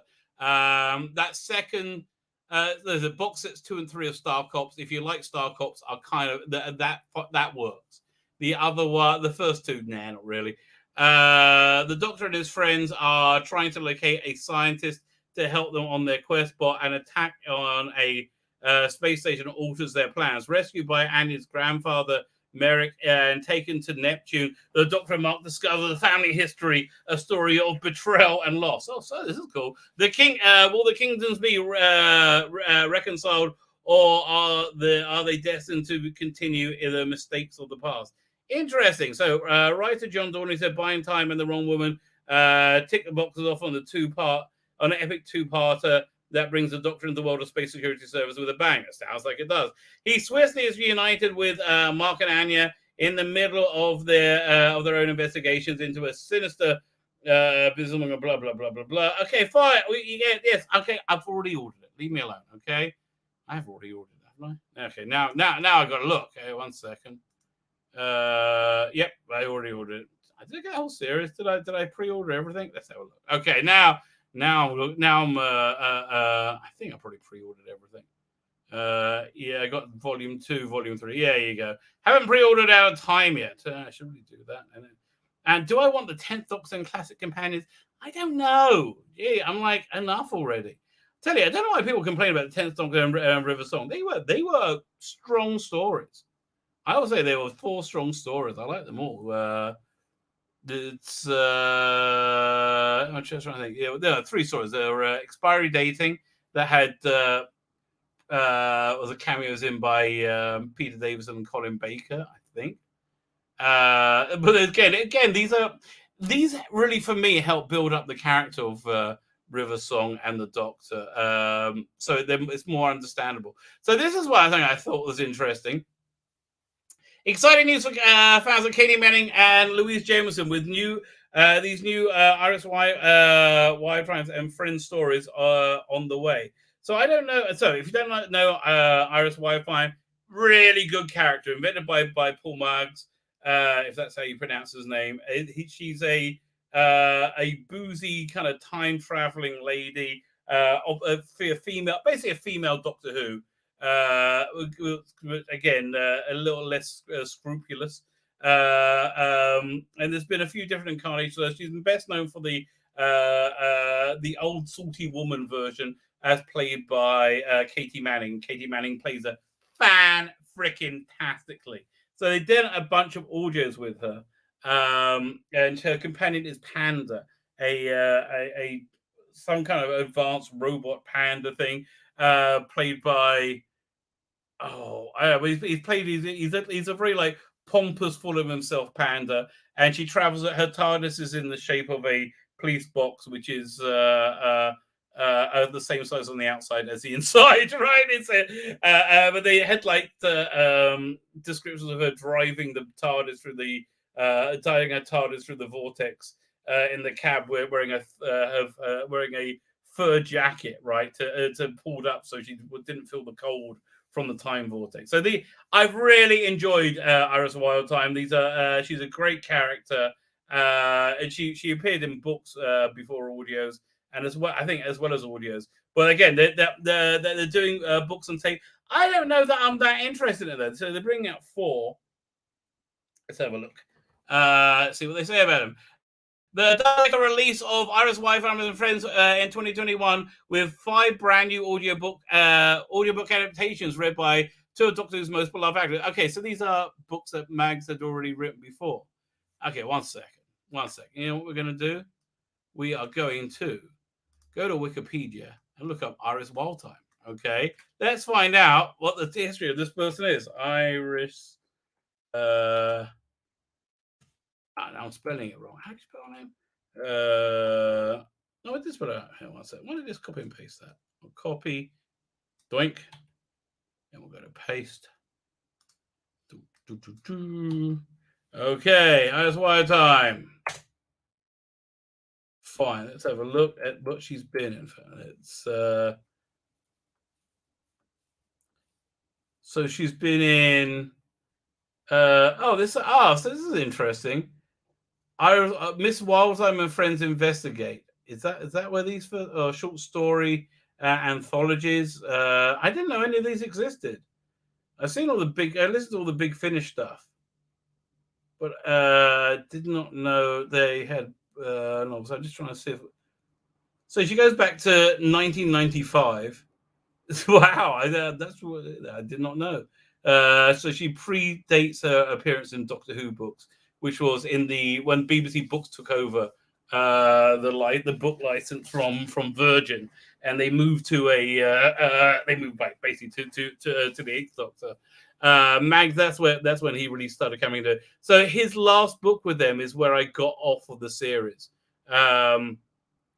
which is was it Mad Dogs and Englishmen, which I again was quite a fun book. So yeah, the New Adventures. So there's been these things called the New Adventures of Iris Wildthyme from Oberst Books in 2019, along with short stories, apparently. Which these are probably adaptations of. Well, one second. Why don't we just look and see the names of the books, and we'll see when these are. So the Fellowship of the Ink. I'm going to do copy that. We're going to do find on page, and it's not there. Okay, well, let's just see if they explain it going in the article, which I just don't think they're going to.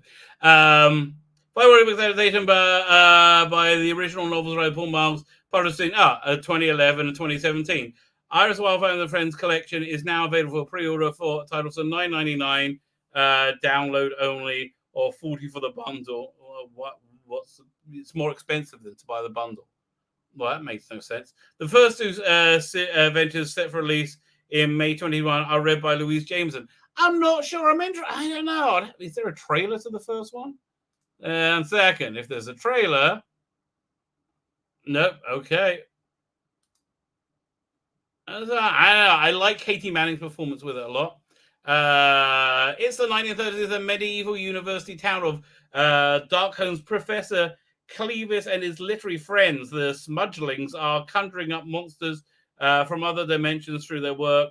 Witches, demons, and gargoyles are mixing with the dons and frustrated wives, and a mysterious and unusual housemaid called Brenda. Okay, this is what they need to do. I don't know if this sounds like it's something I'm going to want to listen to or not. They're going to need to release an excerpt of it. Right. For the next things I wanted to talk about, let's go over to the Radio Times. And Ben Miller and Sarah Martin returns to Death in Paradise. Never seen it. Don't really care. Is that Legal Alien thing out? Resident Alien thing out? I don't know. Is it going to be garbage? Maybe I'll check out the first episode. Fine. Latest sci-fi news. Everything about the Boys season 3. I don't really care. Started to go woke. Fine. God, there's a lot of Alex Kingston stuff. Fine. So these are the two stories we're going to look at. Alex Kingston. Here we go. So this is the first one. Alex Kingston would love to appear in on-screen Doctor Who episode with John Barrowman. She doesn't say with Jodie Whittaker, though, okay, which is the inference of the title. The River Song Star is angling for a return to the show. Let's read the story, and you'll see what bullcrap this actually is. It's incredible. After a cameo appearance in season 12 of Fugitive Doom, John Barrowman finally made his more substantial return to Doctor Who to rescue Doctor Who in the festive special Revolution of Daleks. And listen, John Barrowman, I guess he's just a nice guy who looks faithfully at everybody and wants to help, right? And that's why it kind of worked. And now another past star of the show, of the beloved sci-fi show, is angling for a return to the show, ideally alongside Captain Jack himself. Okay, yes, tell me more. Alex Kingston, who played the time traveler River Song, time traveler on several occasions from 2008 to 2015, said her TARDIS door is always open when questioned about the possibility of returning for working alongside Barrowman. Working alongside Barrowman is something that appeals. That is especially appeals to the former ER star. Okay, I've done a Big Finish audio episode with John Barrowman, but it wasn't physically in the room. She told Radio Times and other press. In other words, they released a press release. Okay, so I would love to do another venture with Captain Jack, and I would actually love to do one on screen with John. Yeah, because she's saying she did a audio with him and didn't get to meet him. Right, that's why. More immediately, Alex Kingston has reprised the role as River Song in the 8th Doctor in the 8th series of this first one I didn't get. I still haven't listened to the 7th series the one Weeping Angels one. I don't know. Drama of River Song, which is available from Wednesday, the 27th of January. That she will always be a joy to return to the character. You know, I really should listen to that next. So I got to listen to. Let me look at my phone. Okay, their app, by the way, is reasonably good. The only thing I really don't like about it is you can't stream your content. You have to download your content, which I didn't think is a very good idea. Let me just see if there's anything new that's come out recently. So I've still got to listen to Colony of Fear, which is a Colin Baker story.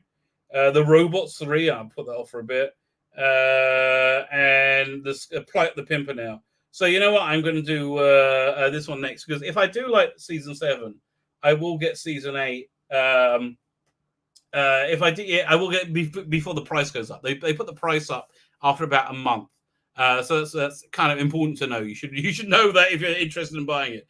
I so enjoy playing the role that she translates the audio extremely well. That is pretty true. She said, and considering that Big Finish have been actually working on the Doctor Who genre for so long, they're extremely experienced with writers that absolutely can tap into the character and the worlds and the adventures that the fans already enjoy. You know, I just feel like all this trumpeting about hiring women, which again, like you're trumpeting it, is a massive step back. Okay, is a backward step. But all this trumpeting that you're hiring women, it's just, it feels like in the 80s, the trumpeting that you've got rid of your asbestos. You know, it's like, God, stop. The series also sees Kingston reunite with her daughter Salome Violet Heret for the 3rd time. The pair have worked together, and this is something that she particularly enjoyed. Okay, who cares? Fine. So they basically said, I wouldn't mind doing a story with John Barrowman, because I did one with him before. And now she's also going to say that, I'm sure I'll do a Ninth Doctor story. How long is this going to take? Okay, I'm going to skim this. Okay, same writer. At least he's not Hugh Fullerton. He's not played by the Word. She would love to work with the Ninth Doctor. Blah blah blah. She went as far as saying she was positive having it sometimes, saying the Radio Times and other press. Okay, this is in a press pack they sent out. I'm sure it will happen. I've met Chris at a couple of conventions, and I'm absolutely sure it will happen. So they probably already recorded it. Kingston also, they'll be crazy not to put her in. Really, they should have Chris Eccleston be with John Carter being the Brigadier, and with Alex Kingston being River Song at some point during these 12 stories. Kingston also revealed that she's convinced that when it does happen, it won't take long for the pair to gel as a duo, claiming that the experience as always has been the same no matter what. It's an incredible family, the Doctor Who family, and blah blah blah. Okay, so you just say it'll happen sooner or later. Who cares? Yes, we know you would like to do it, and they're essentially just plugging the story. But here, where's this? Here, by the way, this is a sign. High Republic is awful. That they're plugging it on Radio Times. Radio Times are such disgusting chills. They really are. More sci-fi. Ugh, really more. Where is? Did I just miss the story I was looking for? So yeah, look, now we're going to see propaganda in action. This is how propaganda actually genuinely works, right? It's just like you repeat something over and over again, and people make it true. Thomas Preston, how you doing? Got an ad for what do you get? Blastful Gov. I got a second ad for Sculpt Nation. I don't know where you're getting these ads from. 53 watching and 43 likes and 1 dislike. It's always better for me.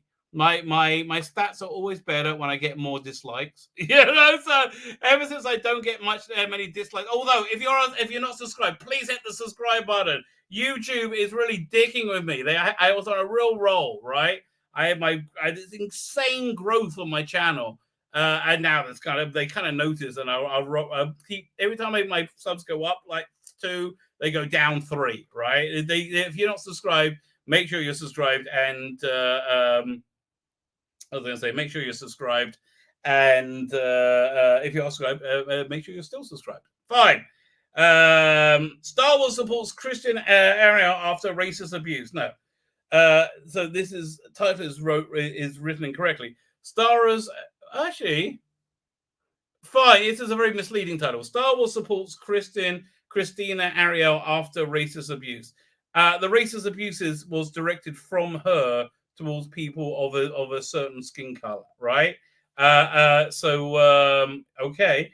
Christina Ariel is the host of the upcoming Star Wars: The High Republic show. That, by my God, High Republic is dying a death the same way as what's it called again?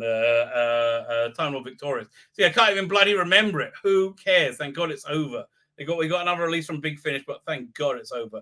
Star Wars has tweeted its support for Christina Ariel, who's a racist, the host of the upcoming Star Wars the High Republic show, after she was subjected to racist abuse online. She was not subjected to racist abuse online. I mean, maybe, possibly she was, but most people, most of the abuse that people that you're calling racist abuse are saying that she is a racist. I'm not saying there are no racists in the world that didn't subject her to racist abuse. I'm saying that she is a racist, and most of the thing they're calling racial abuse because this tiny percentage, maybe this 0.1001% of reaction was racist. They want to say the 100% is racist. No. The 99.9% of it is saying, what are you talking about, you lying racist? I mean, like, what? Why is it when somebody's skin color is black, you have to assume that they're the victim? Like, what is with you people? All you people are disgusting who think this way. So Ariel shares screenshots of racist vitriol. I bet she loved every minute of it, following the resurfacing of her old tweets in which she condemned systemic racism. No, she called all white people racist. Who wrote? Is this Hugh Fullerton? No, Naomi Gordon. Oh, like, again, yeah. If you can't this is why left-wing people, progressives are very dogmatic about their opinions, right? Because they can't substantiate them. So they just say, they're facts. This is a fact. Most of the tweets came from last year when protests erupted in support of Black Lives Matter. Protests? Really? They look like insurrection to me, but I guess insurrection only happens if you're on one side of the fence. The last 24 hours have been not the greatest. Oh, please give me sympathy. Sympathize with me. I mean, really? That is the greatest thing in the world for these weirdos. Oh, I love a bit of sympathy. Oh, what's did Chris Berger say? What was it? Rabbi, are you trying to say the shill media is trying to mislead the normies again? The shill media misleads everybody and everything. Listen, the only only group trusted less than both Donald Trump and Joe Biden, right? Everybody trusts less than that. It's the sodding media, right? It's the media. Oh, man. Most of the tweets on Black Lives Matter. Okay, that's not been the greatest. She tweeted on Saturday along with screenshots of racist harassment. So let's see what some of this racist harassment looked like. In response, Sava said they were against racism and bullying, and that's why we hired a racist bully on their official Twitter account. As the whole community is one of hope and inclusivity. We include racists.